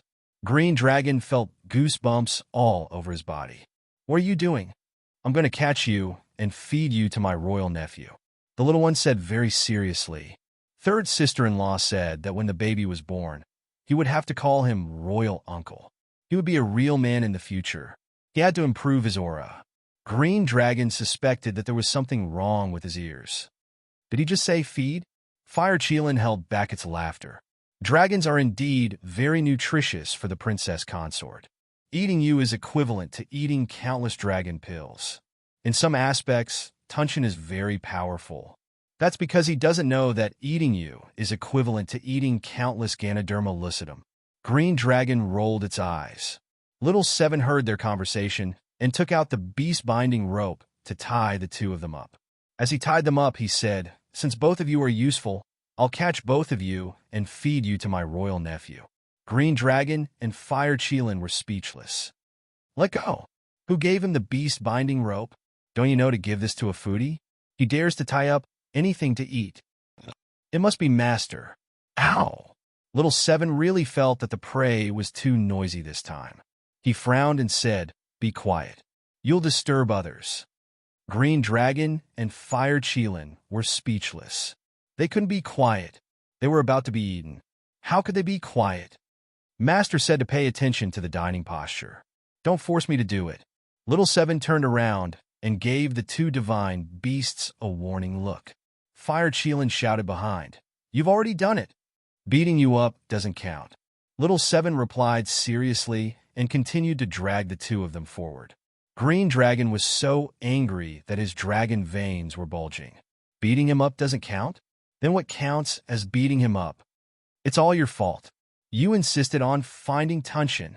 No matter how powerful Fire Cheelin was, it couldn't break free from Beligaju's beast-binding rope. It could only fight with Green Dragon in the middle of the rope. Green Dragon also wanted to chop the little one who was dragging them forward. Damn it! Who could stop this foodie? Could it be that they couldn't see him dragging those two behemoths forward? The eunuchs and maids did see it, but it was obvious that they were used to Little Seven's eating habits. Anyway, the seventh prince had been clamoring to catch a dragon these days. They didn't expect that he would really catch one. Other than admiration, they didn't have the slightest intention to stop him. Shao-Chi chuckled as he walked forward. When he arrived at the Juchong Hall, he threw the two beasts in front of Hellion Vivian and said with vigor, "I caught them." Hellion Vivian was originally eating strawberries, but when she saw the Azure Dragon and the Fire Kirin's claws scratching the ground, she couldn't help but laugh. What's going on? The Fire Cheelin couldn't help but explain the cause and effect. Actually, his main content was to describe how unreasonable the heaven-devouring beast was. Who would have thought that Hellion Wei Wei would raise her eyebrows and unhurriedly asked, "Go to hell. Catching dead spirits?" Only then did the Fire Kirin realize that he had mentioned something that he shouldn't have, so he didn't mention catching dead spirits again. However, it was obvious that Hellion Vivian wouldn't give up easily when she encountered something that interested her. Moreover, as smart as she was, she had already guessed some of the things that had happened. Did His Highness see Imperial Physician Liu today? The Fire Kirin didn't say anything, and the Azure Dragon didn't say anything either. Hellion Vivian smiled. "You are very loyal to His Highness, and I admire that. However, I admire those who adapt to circumstances even more. Little Seven, you can go burn the firewood. The Azure Dragon and the Kirin will definitely prefer to talk to us in hot water." To put it bluntly, she was going to cook them. The Azure Dragon and the Fire Kirin looked at each other, but they were still relatively calm. After all, their skin was thick, so it wouldn't be a problem even if they were cooked. However, Hellion Wei Wei's next sentence made them jump up in unison. "Oh right, remember to add some seasonings such as chili powder or something like that. That way you can make things more flavorful. Call more spiritual beasts to watch. I think those little spiritual beasts will definitely be very interested in this scene." The Fire Kirin, who cared about face, immediately stiffened. "Wait a minute. What? You want to say it now?" Hellion Vivian sat back down and looked at the Fire Kirin with a smile. The Azure Dragon pulled the Fire Kirin and said in a low voice, "If you are not afraid of Master being angry, you can say it. But Princess wants the spirit beasts to watch our naked bodies." The Fire Kirin said in a very aggrieved manner, "How can I have any face as the boss? Moreover, I am not the same as you, this lascivious dragon. I still want to find my other half." The Azure Dragon sneered. "If Master finds out, don't mention your other half. You won't have one for the rest of your life." The Fire Kirin bit his lip. "Aw, why am I always the one who gets hurt? Third sister-in-law, I brought the pot over." Little Seven was always very capable, especially when it came to eating. The Fire Kirin turned around and fainted. Where did this child find the big cauldron? Did everyone in the palace die? Why didn't anyone say anything about it? Little Seven felt that the Fire Kirin's gaze was provoking him. He put down the big cauldron on his shoulder and said in a very domineering manner, "I'll take off your clothes in a while." Just as the Fire Kirin was desperately trying to protect its fur with its claws, a person walked in from outside the Juchong Hall. His legs were straight, his posture was straight, and his movements were elegant. His deep golden eyes fell on the Fire Kirin and the Azure Dragon. His voice was very indifferent. "Why is it so lively, Master?" The Fire Kirin and the Azure Dragon turned their heads in unison to look over. Hellion Vivian did not expect him to come at this time. "Why aren't you in the South study room?" "I was originally here." Beligaju's voice slowly slid past the two's ears. He naturally pulled Hellion Vivian over. "But someone did something stupid, so I'm here to clean up the mess." The Fire Kirin and the Azure Dragon heard this, and their necks shrank. They inexplicably felt cold all over their bodies. Hellion Vivian smiled. "We're just fooling around." You also know that little Seven wants to send everything to me to eat. How do you plan to eat it? Beligaju seemed to be interested. He reached out and helped her tidy up the stray hair on her forehead. Hellion Vivian's eyes lit up. I'll cook it and eat it. You also know that the fire Kirin cares about its image. Good idea. Beligaju curved his thin lips into a faint smile. He kissed Hellion Vivian's eyelids and said, but there's nothing to see about his naked body. Hearing this, the fire Kirin finally heaved a sigh of relief. As long as Master spoke up for it, everything could be solved. However, it did not expect Beligaju's next sentence to be, looking at it hurts your eyes. Don't look anymore. The fire Kirin, is this considered saving me? Is Master really not attacking me verbally?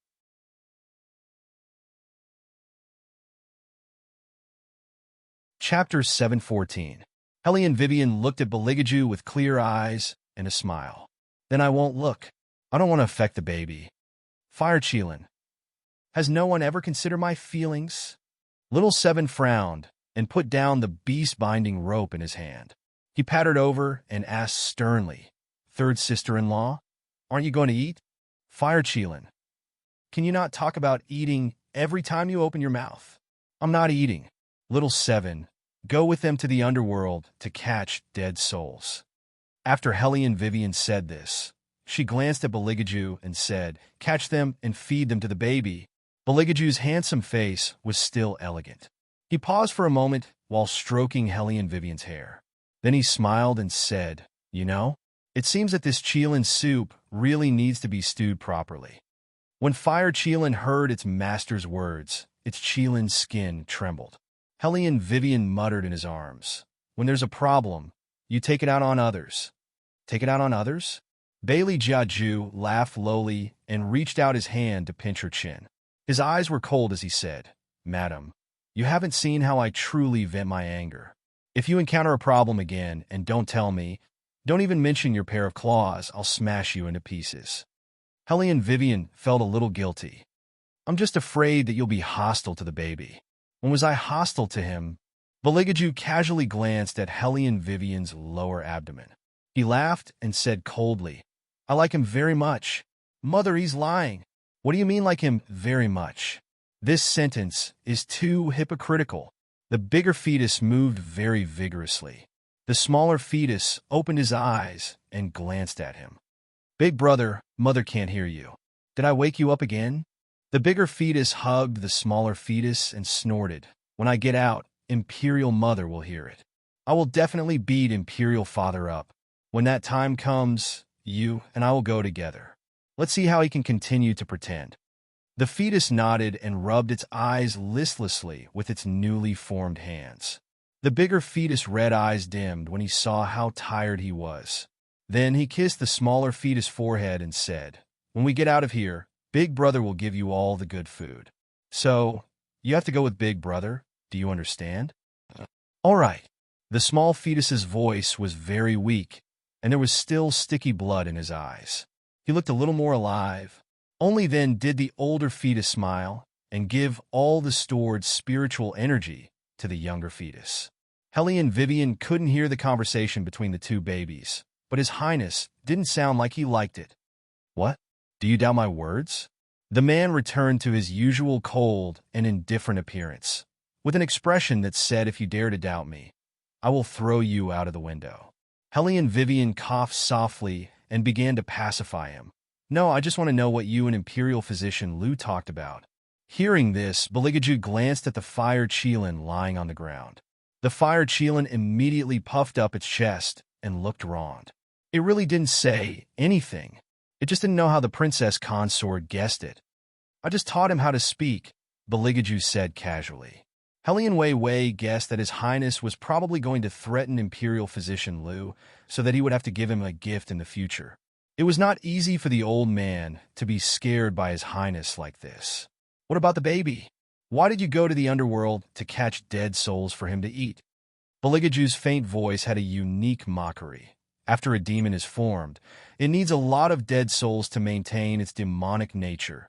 Otherwise, it will harm the mother.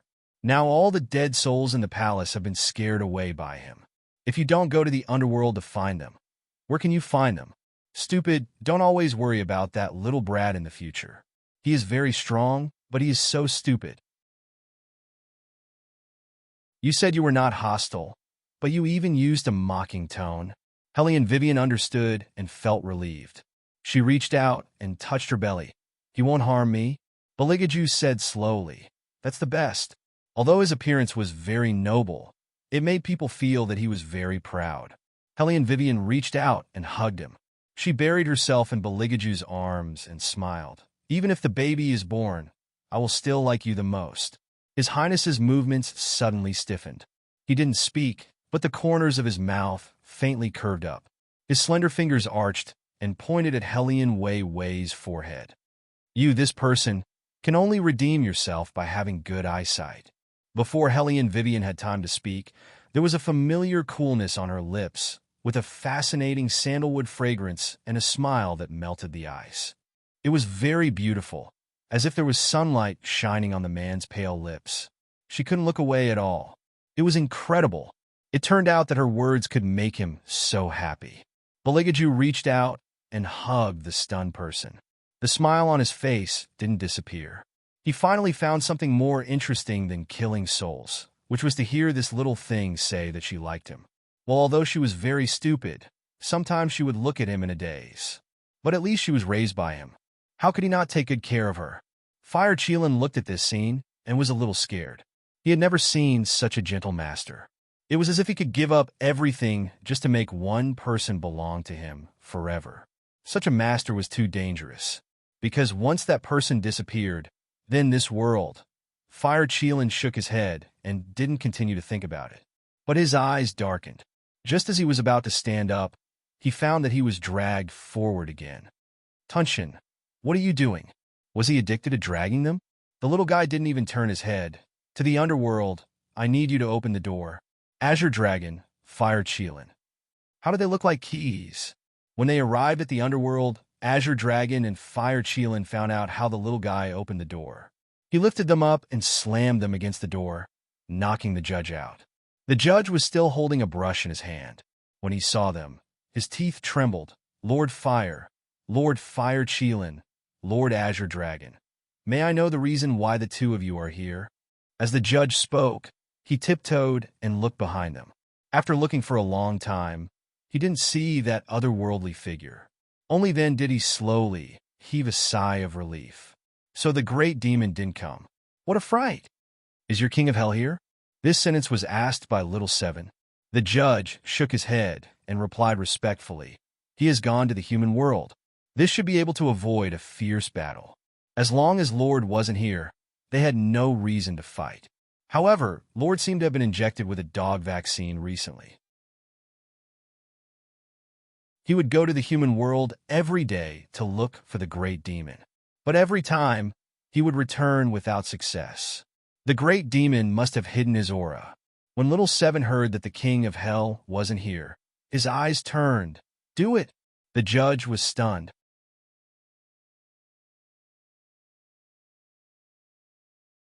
Chapter 715. Our master isn't here, and we still want to fight? Little Seven said righteously. We want to take advantage of the fact that the great king of hell isn't here. If he was, we would have launched a sneak attack. The judges. Can you not be so shameless and brazen? Green Dragon and Fire Chelan felt that bringing Tunshin along was a wise decision. As the saying goes, one is marked by the company one keeps. Tunshin looked quite silly, but in reality, he had long been spoiled by his master. Even his style of doing things was the same as his master's. Too sinister. To them, capturing dead spirits was nothing. The three ancient creatures just had to stretch out their hands and swipe their claws to capture a large number of dead spirits.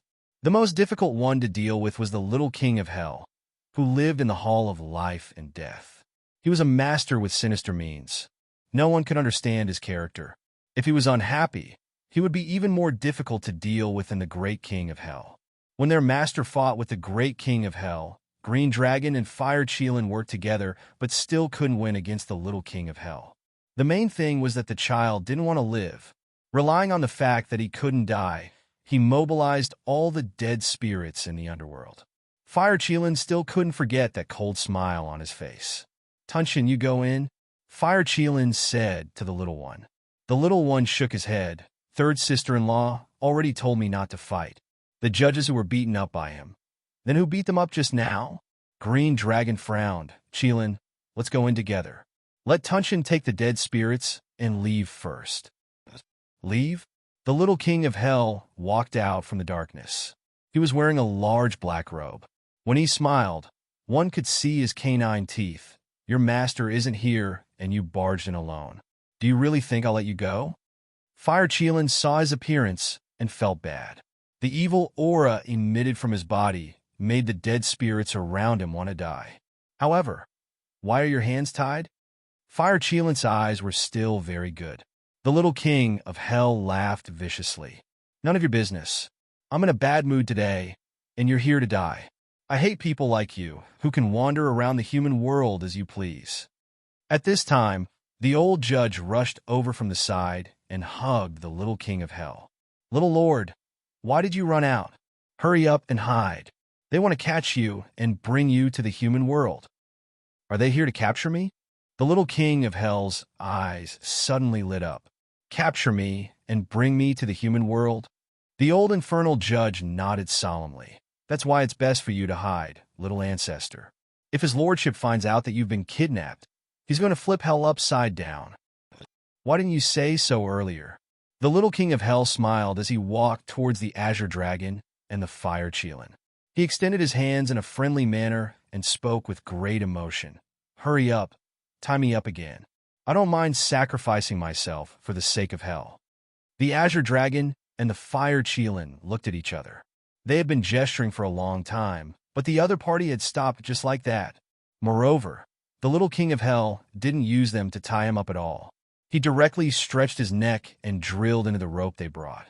He even tied a knot with both hands and said with a smile, All right, don't always fight and kill. Be civilized.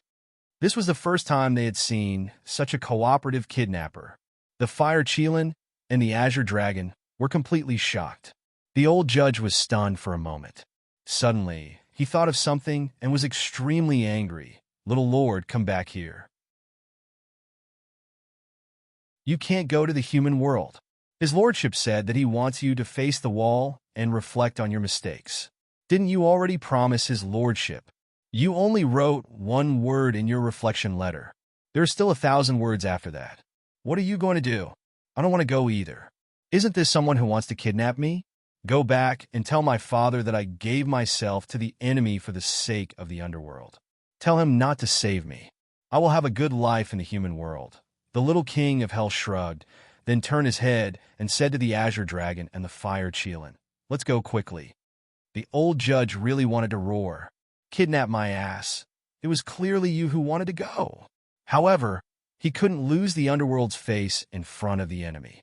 Moreover, to be honest, if the little lord wasn't there, they wouldn't have any way to deal with the ancient divine beast. Although the azure dragon and the fire Cheelin didn't know why the little king of hell was so cooperative, this kind of good thing didn't happen often. They immediately held the little king of hell's arm and called for the sky-devouring beast to rush out of the underworld's gate. As soon as the little king of hell arrived in the human world, he immediately took out his small mirror and looked left and right. Wait a minute, I can't go see Little Hook like this. I must be handsome. AI, why didn't Little Hook agree to marry me? I'm already so handsome. The azure dragon and the fire Cheelin felt a headache for this kind of person who praised himself so enthusiastically. However, very soon, the little king of hell sensed that something was wrong. Looking at the palace maids who passed by in front of him, his beautiful eyes narrowed dangerously. What is going on? It's the ancient times again. His Little Hook didn't exist in the ancient times. Put him down. A cold and magnetic voice slowly sounded behind the little king of hell. The king of hell's son paused for a moment. How could he forget that this group of ancient mythical beasts followed the great devil? They would definitely listen to the great devil's orders, and the great devil would only appear in ancient times. Unable to see his sweetheart, the little king of hell's face, which was as handsome as a porcelain doll, immediately became depressed. Why are you looking for me? Why doesn't the underworld have her book of life and death? The Beligaju met the little king of hell alone. When he said this, his eyes were cold as he scanned the little king of hell's face inch by inch. The little king of hell smiled, his eyes filled with craftiness. You saw through me. I thought you didn't see through me at that time. Actually, it's nothing much. You are a demon, so you should know that only a variable cannot be included in the underworld's jurisdiction. For example, a variable like you, from a god to a demon. God? The Azure Dragon and the Fire Chelan were both stunned. God? Master is a god? Deep astonishment flashed across their eyes. They never knew that their master was a god. It seemed that even their master didn't know that he was once a god. Otherwise, why had they never heard him mention it? When a god fell from the sky, under normal circumstances, their god bones would be scraped and their god body would be ground down. Even their memories would be lost. After falling from the sky, very few people survived. But their master, when they saw their master had a thick, demonic nature. They couldn't tell that he was once a god at all. Beligaju, indeed, didn't have any memories of being a god, but the Sanskrit of slaying demons and the chaos of the 9 heavens still remained in his mind. I'm not interested in the past. You just need to tell me, what exactly is Hellion Vivian? Beligaju's eyes were very faint, flashing with flowing gold. The little king of hell knew that it was a sign of demonization, but he really didn't know Hellion Vivian's true identity. I think it's a Buddhist bone. Her technique is more powerful than a Buddhist bone. Beligaju's voice was very faint. The little king of hell shrugged. I only know that in her past life, she was the exorcist that you always avoid.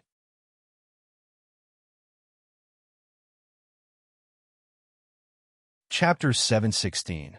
Beligaju looked at the little king of hell as if he was looking at a joke. He said disapprovingly, in my previous life, we never even met. That's why I said you always avoid her. The little king of hell had a mysterious smile in his eyes. You clearly live on the same continent, and even live on the same mountain, but you never met her. If you're not avoiding her, then what are you doing? Beligaju looked back at him, and even his voice was steady. I don't avoid anyone, but what you said is really strange. We live on the same mountain, but we've never met. Are you sure it's not her who's avoiding me? The little king of hell was stunned by Beligaju's question. He frowned. It had been such a long time, and he didn't know what was going on at that time. If Hellion Vivian hadn't shown her dharma that day, he wouldn't have thought about who she was in her previous life. Now that he thought about it, it was really strange at that time. That woman had a Buddhist nature from the moment she appeared, and she didn't fear any demons or ghosts. When she came in contact with the messengers, she had also heard of the great demon king's name, but she never once looked for trouble with him. Could it be that she was afraid of the great demon king? But it didn't seem like it. The little king of hell paused, and suddenly his eyes lit up as if he thought of something. No, you've met each other before, at least twice. It's just that you don't know. Once, after you fought with my father, you tied him to a tree with a beast-binding rope. When you walked forward, she stood behind you and looked at your back for a long time. I was still young at that time, and I was very curious about you adults.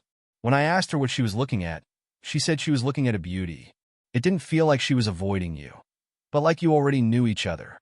I say, Great Demon King, you didn't abandon her, did you? Beligaju looked at him and said indifferently, No. I can prove that. Master only eats souls and doesn't get emotional. The Fire Chelan jumped out to testify. The little king of hell smiled again, with a hint of evil in his voice. You only followed him after he fell from the sky. Do you know what happened before he fell? The Fire Chelan was stunned by little king of hell's words. It really didn't know what its master was like before he fell from the sky. Whether it was him or Azure Dragon swallowing sky, when they met the master, he had already become the most elegant and evil representative. At that time, the whole Taibai Mountain was talking about the man who came out of the darkness. No one knew how he became a demon, but they were amazed by the sinful and godlike nobility that flowed from his body.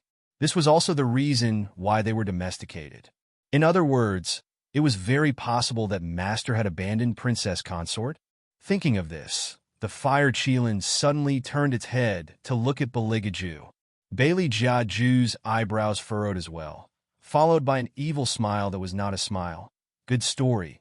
I'm telling the truth. The little king of hell spread his hands. It's up to you to believe it or not. Beligaju looked at him, and his deep eyes sank.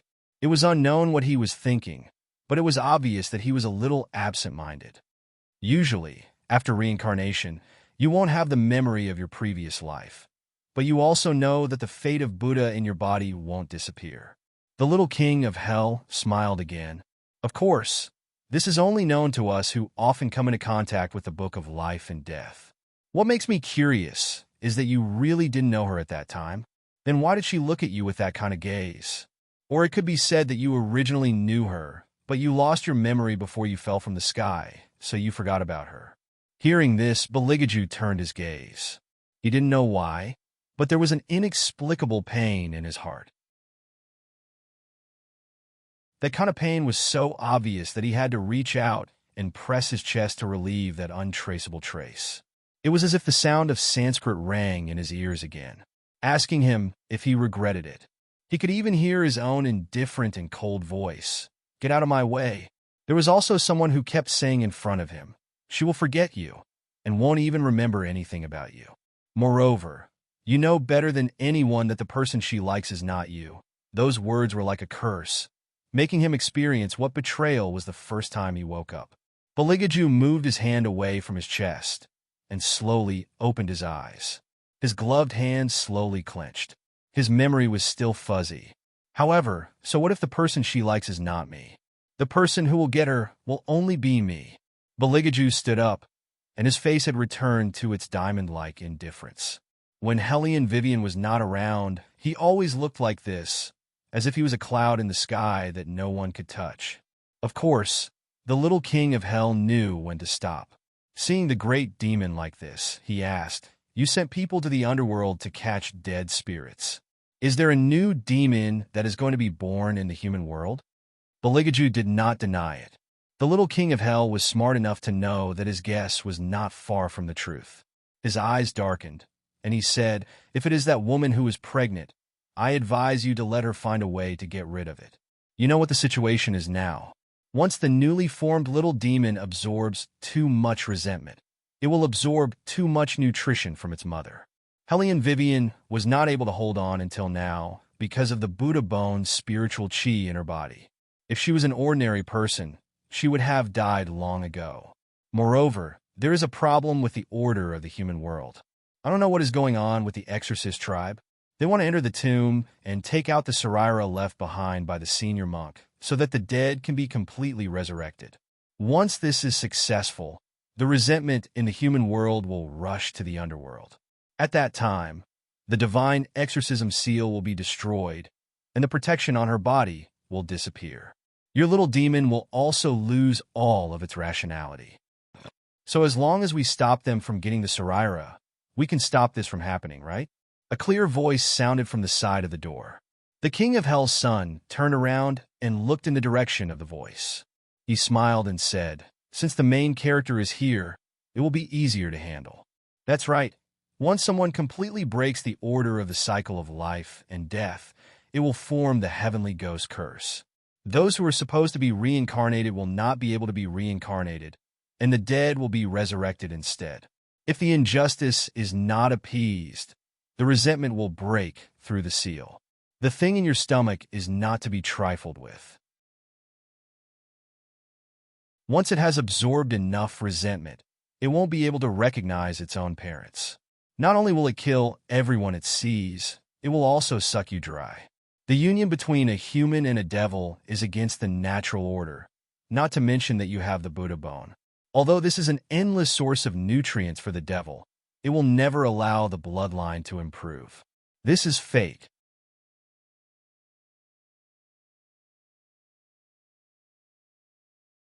Chapter 717. Pitiful. Hellion Vivian smiled and walked in from outside.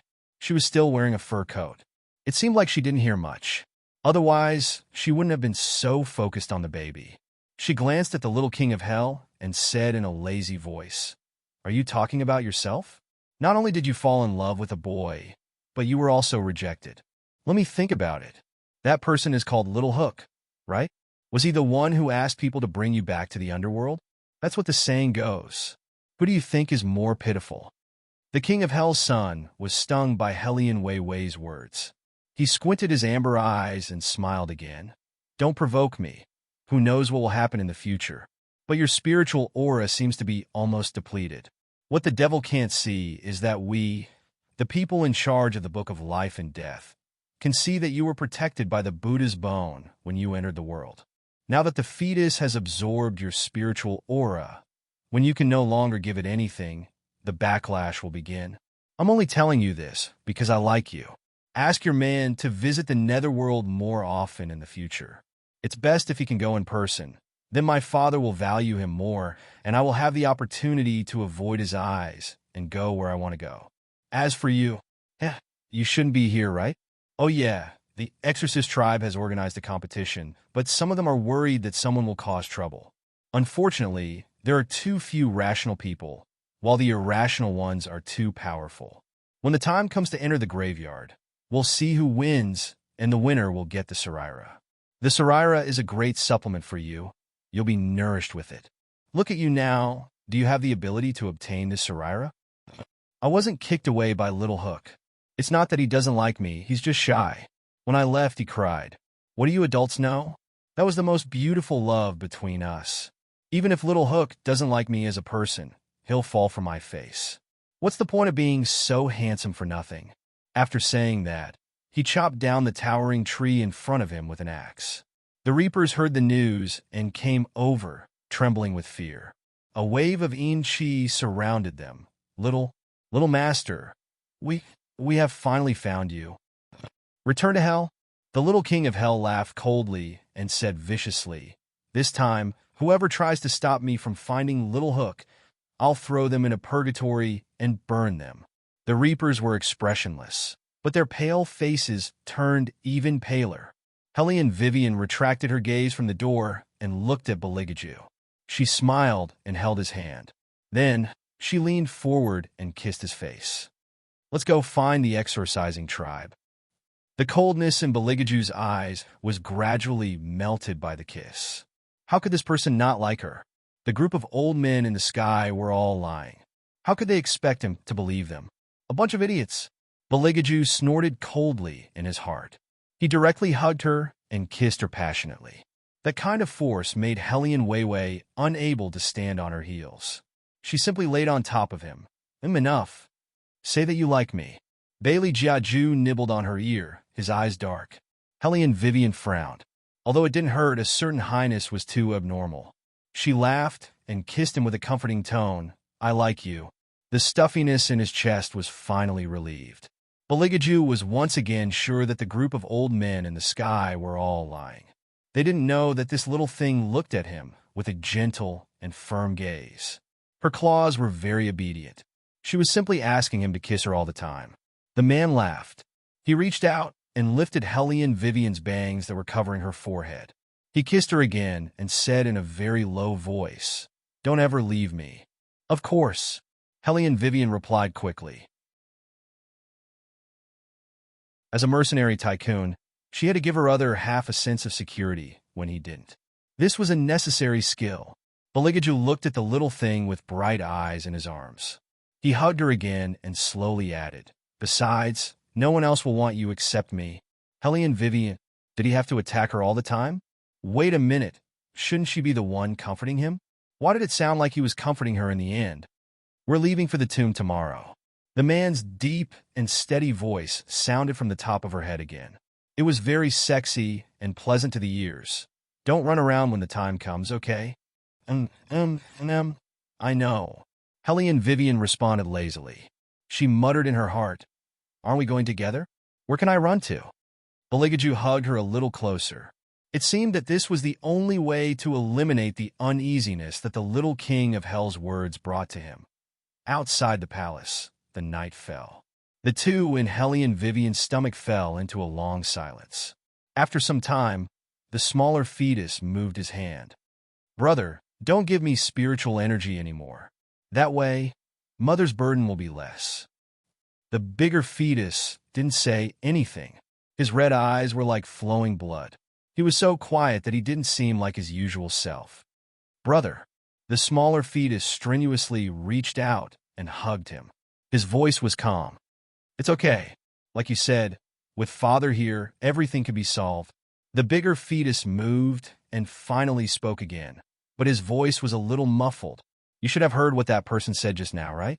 From the beginning, what I ate was resentment, and what you need is spirit energy. It's obvious that I'm the one who's broken. When resentment rises, I'll lose all rationality and attack Mother. Brother, you're not the one who's broken. Although the smaller fetus was very weak, his voice was very firm. Brother said that you'll take me out with you. You even said that you'll play with me. Without you, I'll be bullied, so don't think too much. We'll definitely go out together. The bigger fetus's eyes darkened. He leaned his forehead against the smaller fetus and said coldly, If anyone dares to bully you, I'll suck them dry. Okay. The smaller fetus was silent. Then he moved his small hands and released all the spiritual energy that he had absorbed earlier. Using this method, he began to eliminate the energy from the bigger fetus. The efficiency of the imperial palace had always been very high, especially the Juchong Hall. Logically speaking, it was not suitable for Beligaju to go out at this time. The ministers wanted him to ascend the throne as soon as possible, so they prepared a lot of memorials. Helly and Vivian originally thought that it would take at least a few days for them to leave. After all, those old ministers would definitely stop them. Unexpectedly, one of the ministers said, In order to prevent the exorcism seal from being destroyed, we must obtain the Saraira. I'm the most suitable person for this matter. Not only did those ministers not suspect Helly and Vivian, they were so touched that they were stunned. They praised the royal family for being wise.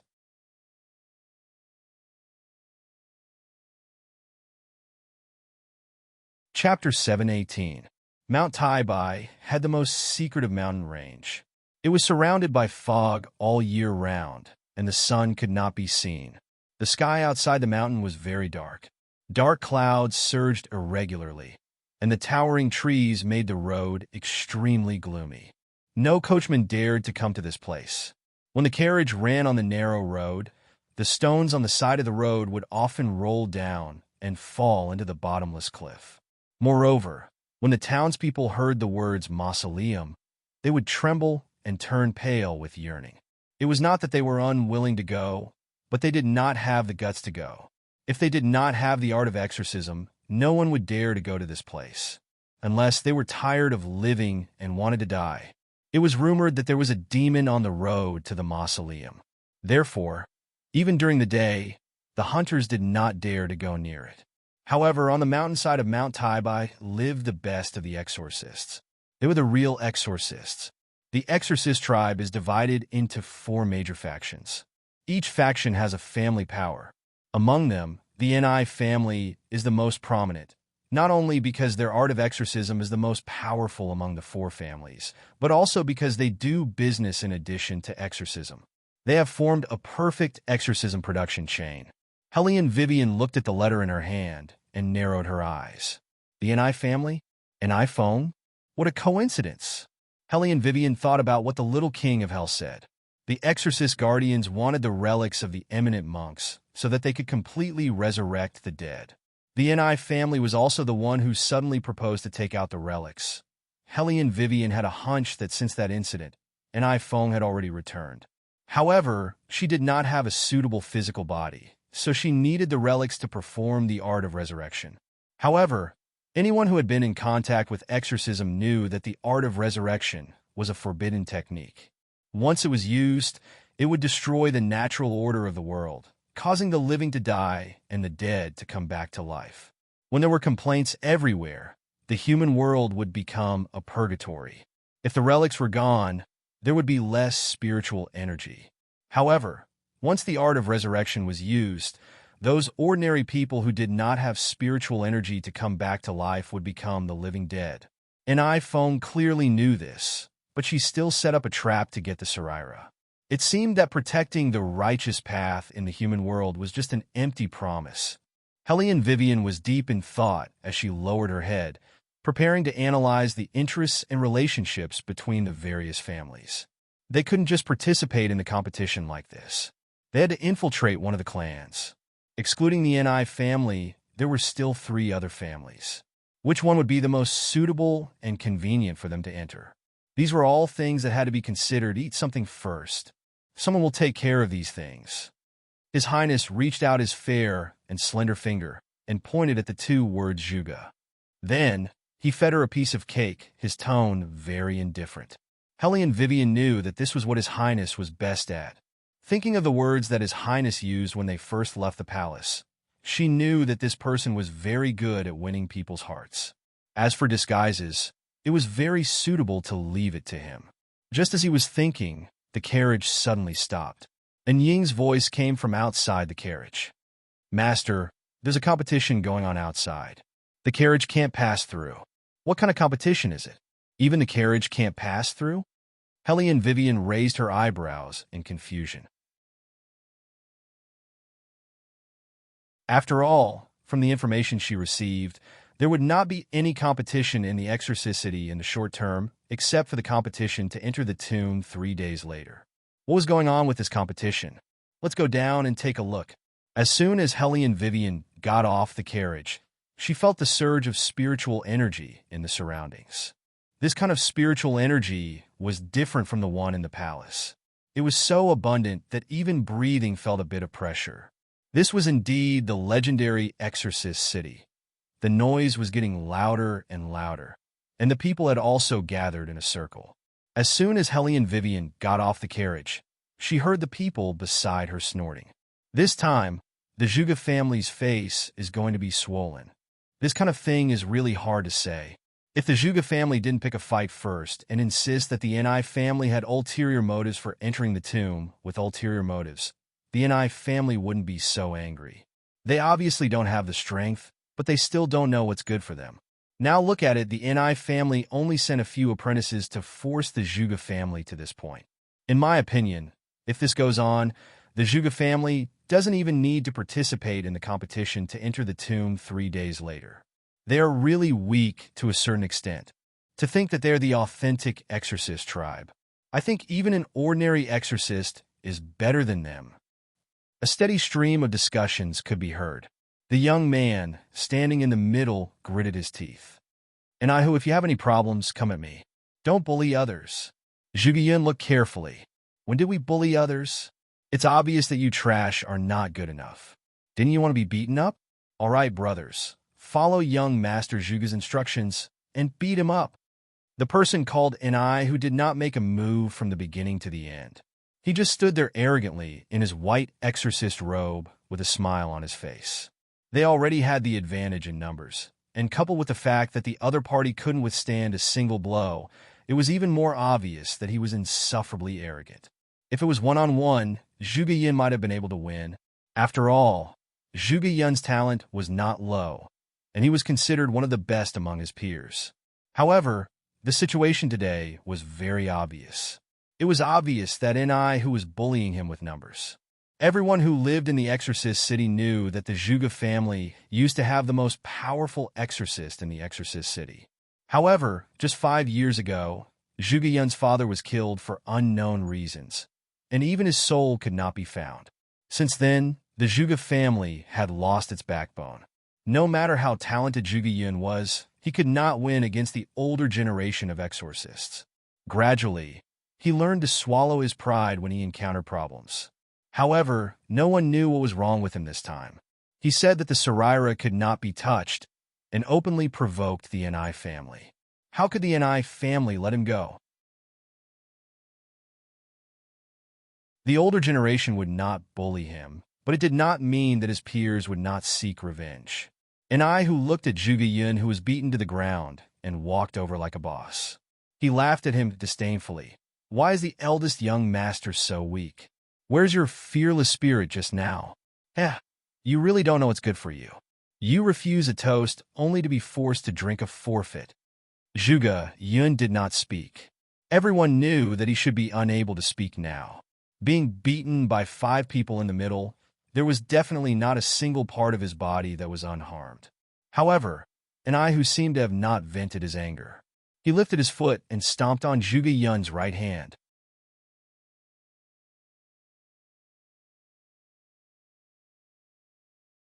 Chapter 719. The crowd gasped. They could almost imagine Zhuge Yun's broken hand. They could not help but sigh regretfully. Everyone knew that as an exorcist, the right hand was the most important. If Zhuge Yun's right hand was broken, it would mean that he would never be able to exorcise demons again in this lifetime. Zhuge Yun was the only pure-blooded member of the Zhuge family. There were still others, but they were only a few years old. If Zhuge Yun died here, the Zhuge family would be finished. But even so, no one dared to interfere in this matter. The Enai family was the oldest family in the entire Exorcist city. Not to mention the young master of the Enai family, Enai who was used to being arrogant and domineering. He was simply a person who did not know how to control his strength. Whoever interfered with his affairs was courting death. However, no one had expected this to happen at this very moment. The leg that was supposed to be stepping on Zhuge Yun's hand was pierced by a flying silver knife, nailing Enai Hu to the ground. Enai Hu's face was pale with fright. He looked to the side fiercely. Who threw this knife? If you have the guts, stand out for me. Zhuge Yun was also looking around. Blood was flowing from his forehead to his eyes. He was afraid that the Zhuge family was interfering in this matter, and he would be implicated. What? Young Master and I? Do you want to fight one-on-one? A voice that sounded like the sound of nature came from the top of Zhuge Yun's head lazily. He did not know what happened, but his panicked heart miraculously calmed down. He rubbed his eyes with his hand and looked at the noisy crowd. Hearing that voice, he knew that it was not from the Zhuge family. But Zhuge Yun could not think of anyone who would dare to interfere in Enai Hu's affairs at this time. No matter who this person was, he could not involve him. Thinking of this, Zhuge Yun's head started to feel dizzy. The crowd gradually made a path, and 2 people stood at the end of the path. Even if they were standing on the noisy street, they would be recognized immediately. It was no wonder that people automatically made way for them. Clean and perfect facial features were set off by the light. One of the shorter people strolled over, her left hand twirling the silver knife in her palm. There was a faint smile at the corner of her mouth. It was obvious that she was the one who spoke just now. Behind her was a godlike existence. His indifferent expression and eyes could almost make everyone involuntarily look at him. As the fur cloak fluttered, the 2 people had already arrived in front of Zhuge Yun. Shadow, help young Master Zhuge up, Hellion Vivian said with a smile, as if an eye who did not exist in front of her. An eye who was used to being overbearing in Exorcist City. Now that he saw someone who dared to go against him so openly, he looked at Hellion Vivian. His eyes were filled with murderous intent. Do you know who I am? How dare you stab me with a knife? It's none of your business. Fine, didn't you want it? Leave me one of your hands first. As an eye who spoke, he wanted to reach out and pull Hellion Vivian's clothes. What he did not expect was that before he could touch her, an indescribable pain came from his fingertips. When he looked up again, there was a man in front of him. That man was looking at him condescendingly. His deep and narrow eyes seemed to be glowing. He didn't move, but his fingers stiffened. Then it was his knees. The piercing pain made him scream on the spot. When the people behind him saw their young master in such a state, they all rushed over. Only a loud bang was heard. Everyone flew backward and fell heavily on the ground. An eye who had also reached his limit. His legs went soft, and his forehead was full of cold sweat. Everyone watched this scene with their mouths wide open. Even Zhuge Yun's eyes were shaking. Everyone knew that this was not an ordinary fight. It was all done with spiritual energy and exorcism. Although he had fought an eye who before, he could barely win. However, the other party did not even move, and he was able to make Enai who kneel on the ground in pain. The disciples of the Enai family did not even have a chance to fight back. How powerful must the exorcist be to be able to do this? Only someone at the level of Father could do this, someone at the level of Father. The more Zhuge Yun thought about it, the more intense the agitation in his chest became. He looked at Hellion, Vivian, and Beligaju with eyes full of admiration. And I, who also knew that he had met a strong opponent this time. He took a step back and pressed his hand on his leg. He glanced at the people around him, and his anger surged. He was the young master of the Ni family. When had he ever suffered such a loss? As he stepped back, he did not forget to say, "You want to help Zhuge Yun, right? Good, very good. Just you wait. See how I'll deal with you next." Beligaju, who was standing in front of him, did not take his words to heart. He only stretched out his hand and adjusted his sleeves elegantly. This was what made Ni who the most angry. Who the hell dared to put on airs in front of him? Who were those two people? Ni who dragged a disciple behind him over. The disciple was already in a panic and shook his head. "No, I don't know. Trash." Ni who kicked him aside. He had never been in such a sorry state before. He had to get back at them today. Some disciples who were good at reading people's expressions went up and said, "Young master, I don't think those two people are from the Zhuge family. Could they have invited them from outside? The competition this time is about the possession of the Saraira." Zhuge Yun was tough when he spoke, but in reality, who doesn't know what the Zhuge family is like? The Zhuge family has no one, so they could only find two laymen to fill the gap. "Laymen?" Another disciple murmured with a pale face. "It's impossible for laymen to beat us to the point where we can't even fight back." When Ni who heard this, the anger in his heart rose again, and his tone became much colder. Some people only know how to use brute force, but a real exorcist might not be that strong. Furthermore, one of them is just an ordinary person without any spiritual energy. It's more appropriate to say that he's an amateur. If Zhuge Yun wants to rely on these two to win the competition, then he's simply dreaming. Does he really think that anyone can enter the tomb? Idiot. Young master is right. It's not that easy to enter the tomb. With just those two and Zhuge Yun, I'm afraid they won't even be able to find the tomb entrance and will die on the way. This time, it was Miss who proposed to enter the tomb. The two of them are nothing in front of Mississippi. Don't you know who Miss is? She's the reincarnation of the real Phoenix girl. Be it in the past or now, she's the most powerful exorcist in the exorcising tribe. With Miss around, it's useless no matter who comes.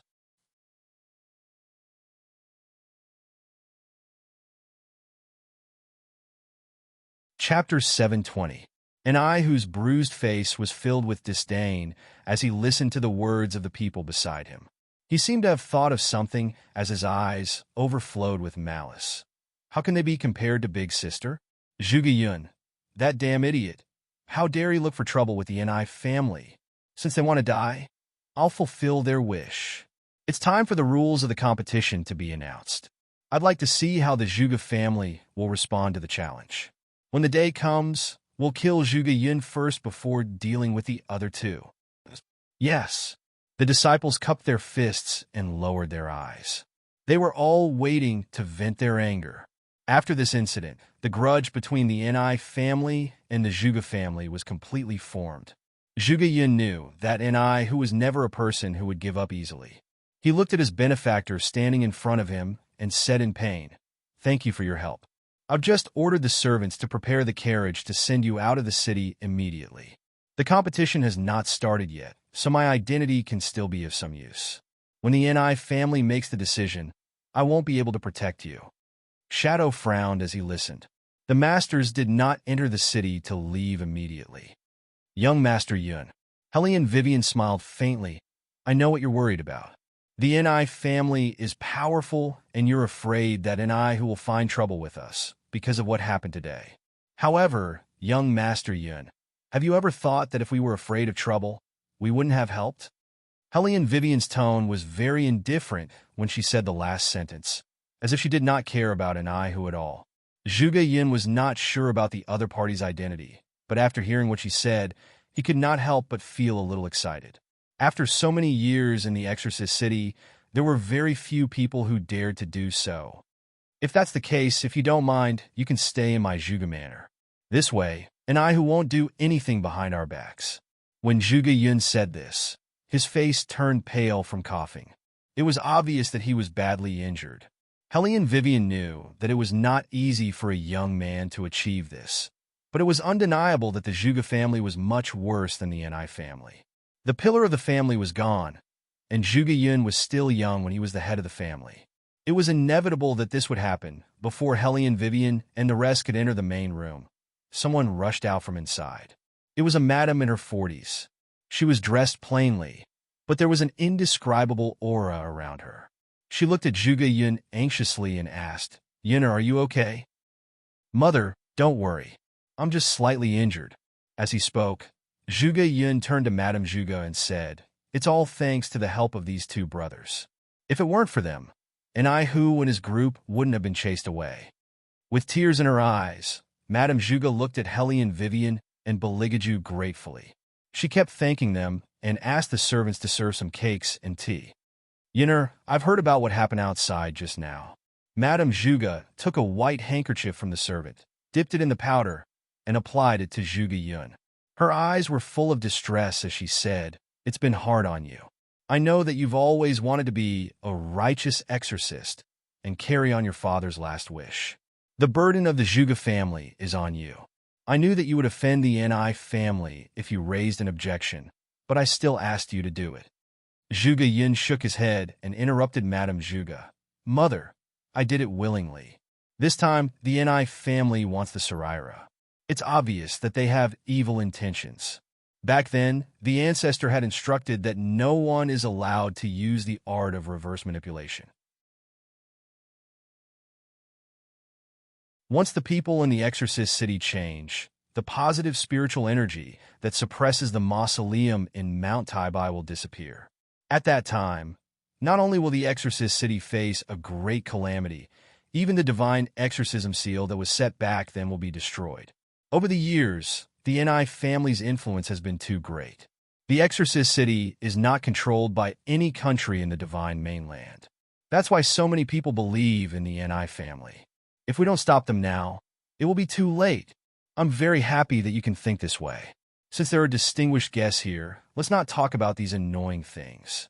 After you heal your wounds, ask someone to show the two young masters around the courtyard and see what they want to eat. I'll ask someone to prepare dinner." As Madame Zhuge spoke, she turned her head and smiled at Hellion Vivian. "How should I address the two young masters?" Hellion Vivian was wearing men's clothes, but with her observation, it was impossible that Madame Zhuge did not see through her real identity. Otherwise, she would not have changed the servant serving her to a maidservant. That maidservant even poured her a cup of red date tea, which was prepared only when women were present. It was specially prepared for women to warm their bodies. As generous as Madame Zhuge was, she would not make such a low-level mistake. Therefore, it was obvious that Madame Zhuge already knew that she was a woman, but she did not expose her. Instead, she just got along with her naturally, which was very comfortable. However, it was not convenient to tell the people of the exorcist city her and Beligaju's names. So Hellion Vivian took out the name she used before, Wei Wei. Madame Zhuge still wanted to ask more questions, but at this moment, the servant outside suddenly ran in, panting as if something big had happened outside.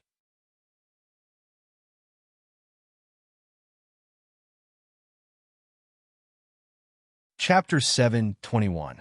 When Zhuge Yun saw the servant's anxious look, he thought that who was angry and brought people to get back at him. Ignoring his injuries, he immediately picked up the exorcist's sword beside him and said to Madame Zhuge, "Mother, I'll leave the matter of arranging for Brother Wei and the rest to leave the city to you. I'll go out now and hold who back." "Okay," Madame Zhuge responded calmly and was about to order someone to bring Hellion Vivian and Beligaju away. Hellion Vivian smiled faintly and stopped her. She said politely, "Madam, this servant hasn't said what's the matter. It might not be who came." Hellion Vivian had her reasons for saying that. Not everyone could withstand the beating from the royal family. Even if who wanted to get back at them, he would have to heal his injuries first. Moreover, for someone like who, his first reaction would be to ask for help from his family when he was in trouble. who was used to being ruthless and would do whatever he wanted. The family was different. Since they were wearing the mantle of upholding justice, they would naturally have to put on a show. They would not bring a large number of people to the Zhuge family to block them before the competition. If they really wanted to deal with someone, they would do it during the competition to show that they were righteous. Helian Weiwei's analysis was indeed correct. The page boy, who was panting, finally found a chance to speak. He turned sideways and blocked Zhuge Yun's path.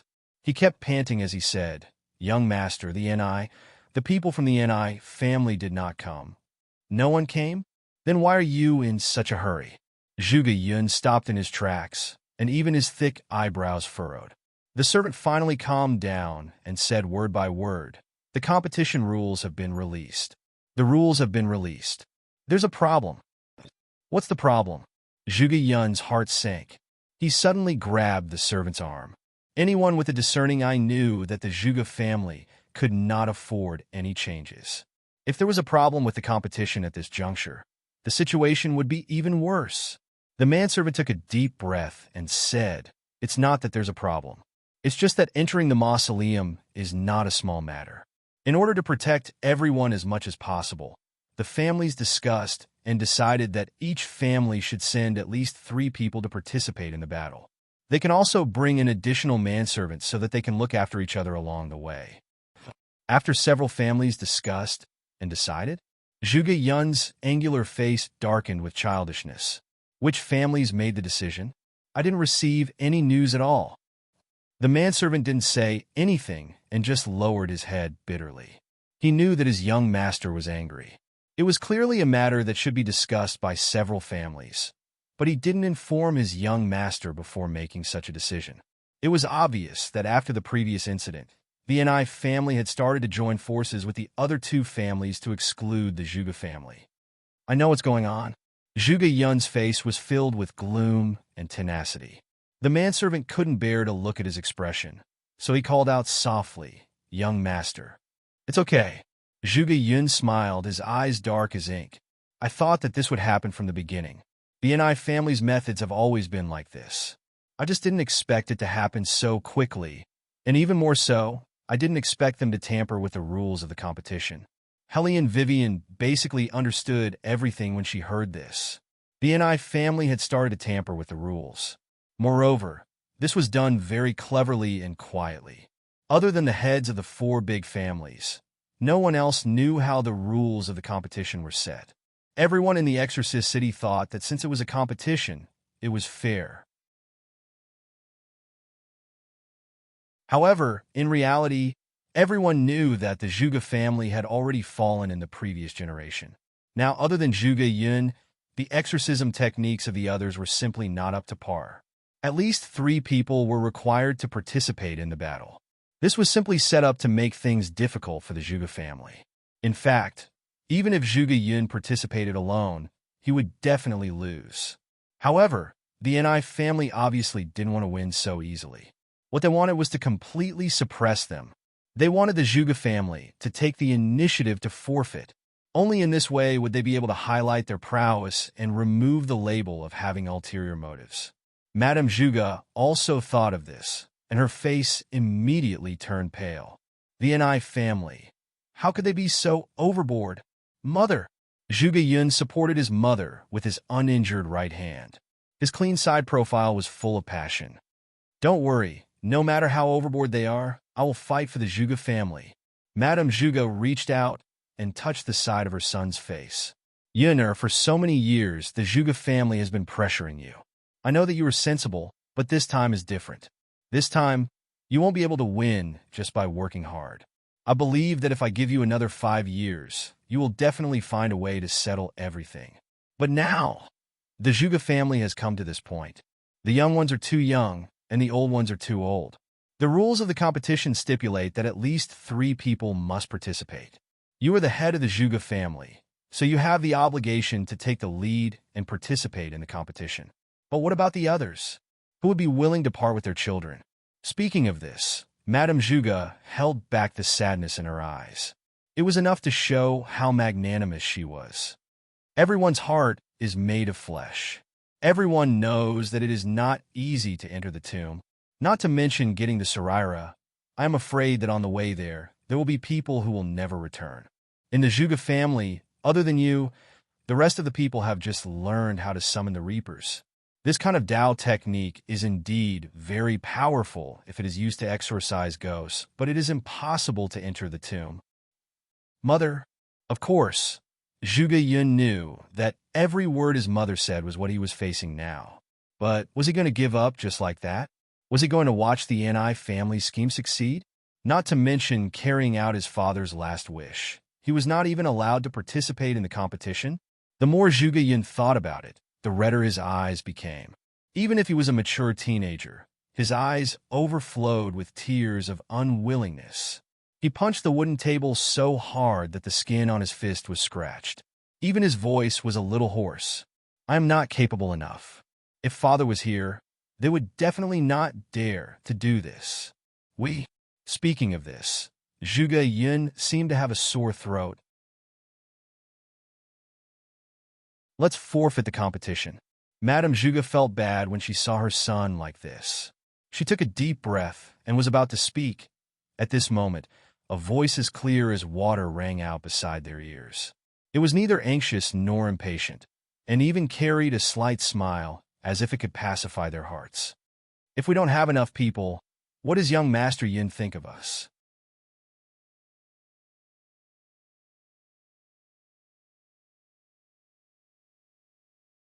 Chapter 722. Upon hearing this, Zhuge Yun and Madame Zhuge both paused and turned to look at Hellion Vivian. Hellion Vivian's lips curled up slightly. She was still holding a teacup in her hand.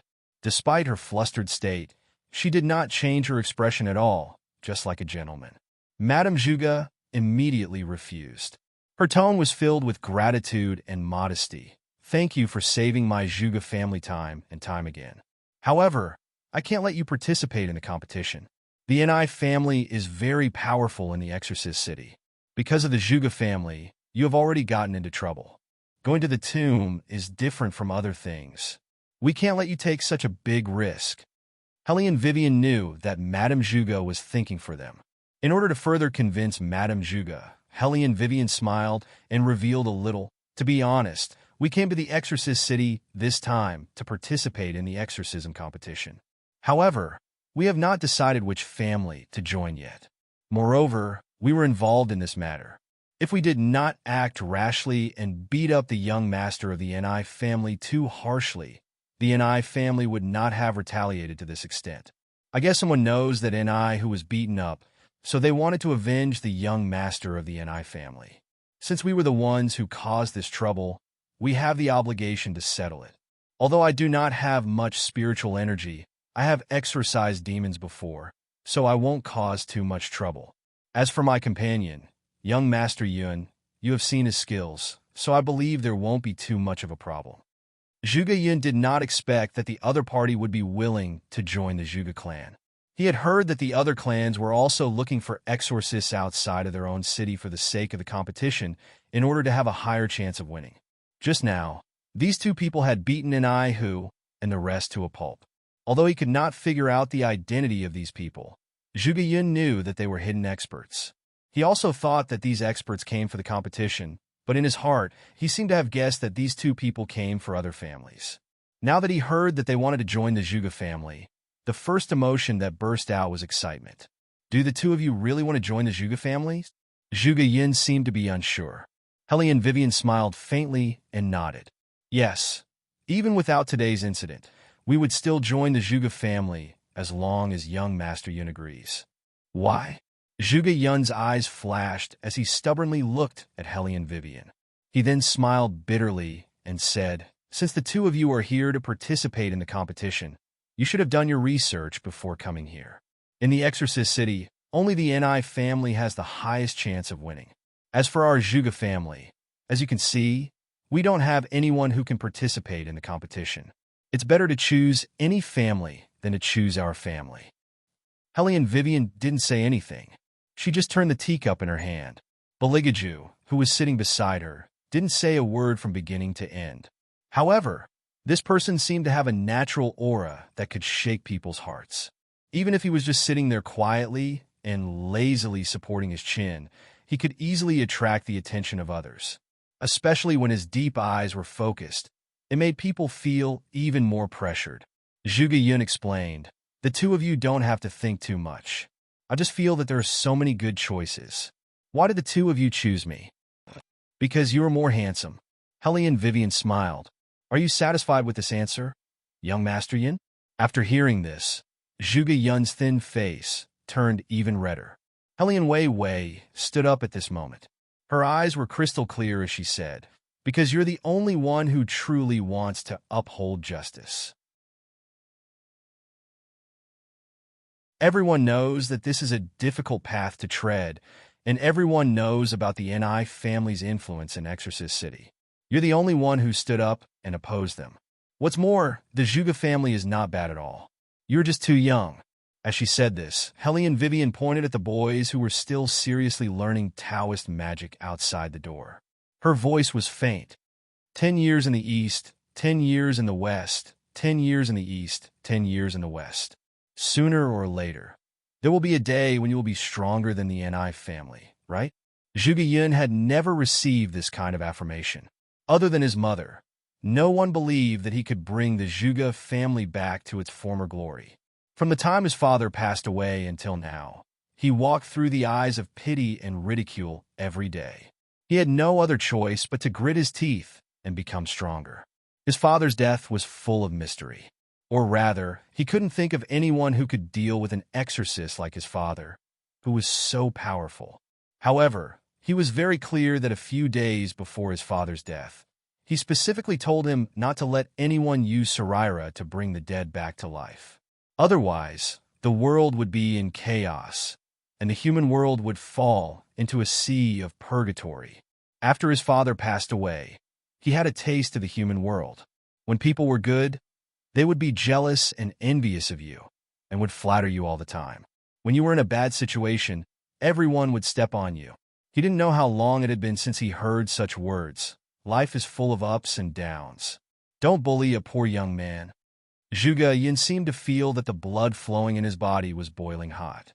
He looked at Hellion Vivian, and before he could make a decision, Madame Zhuge said, "Okay."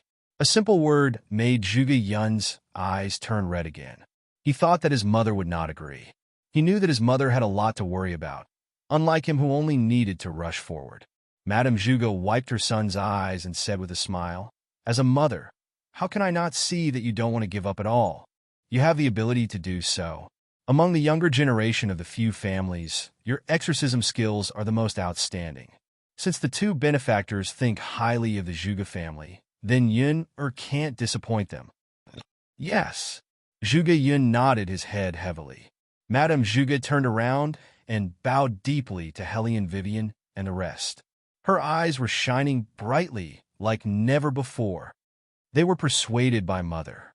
The bigger fetus in Hellion Wei's stomach heard the noise outside and moved his body. His voice was cold and a little cold.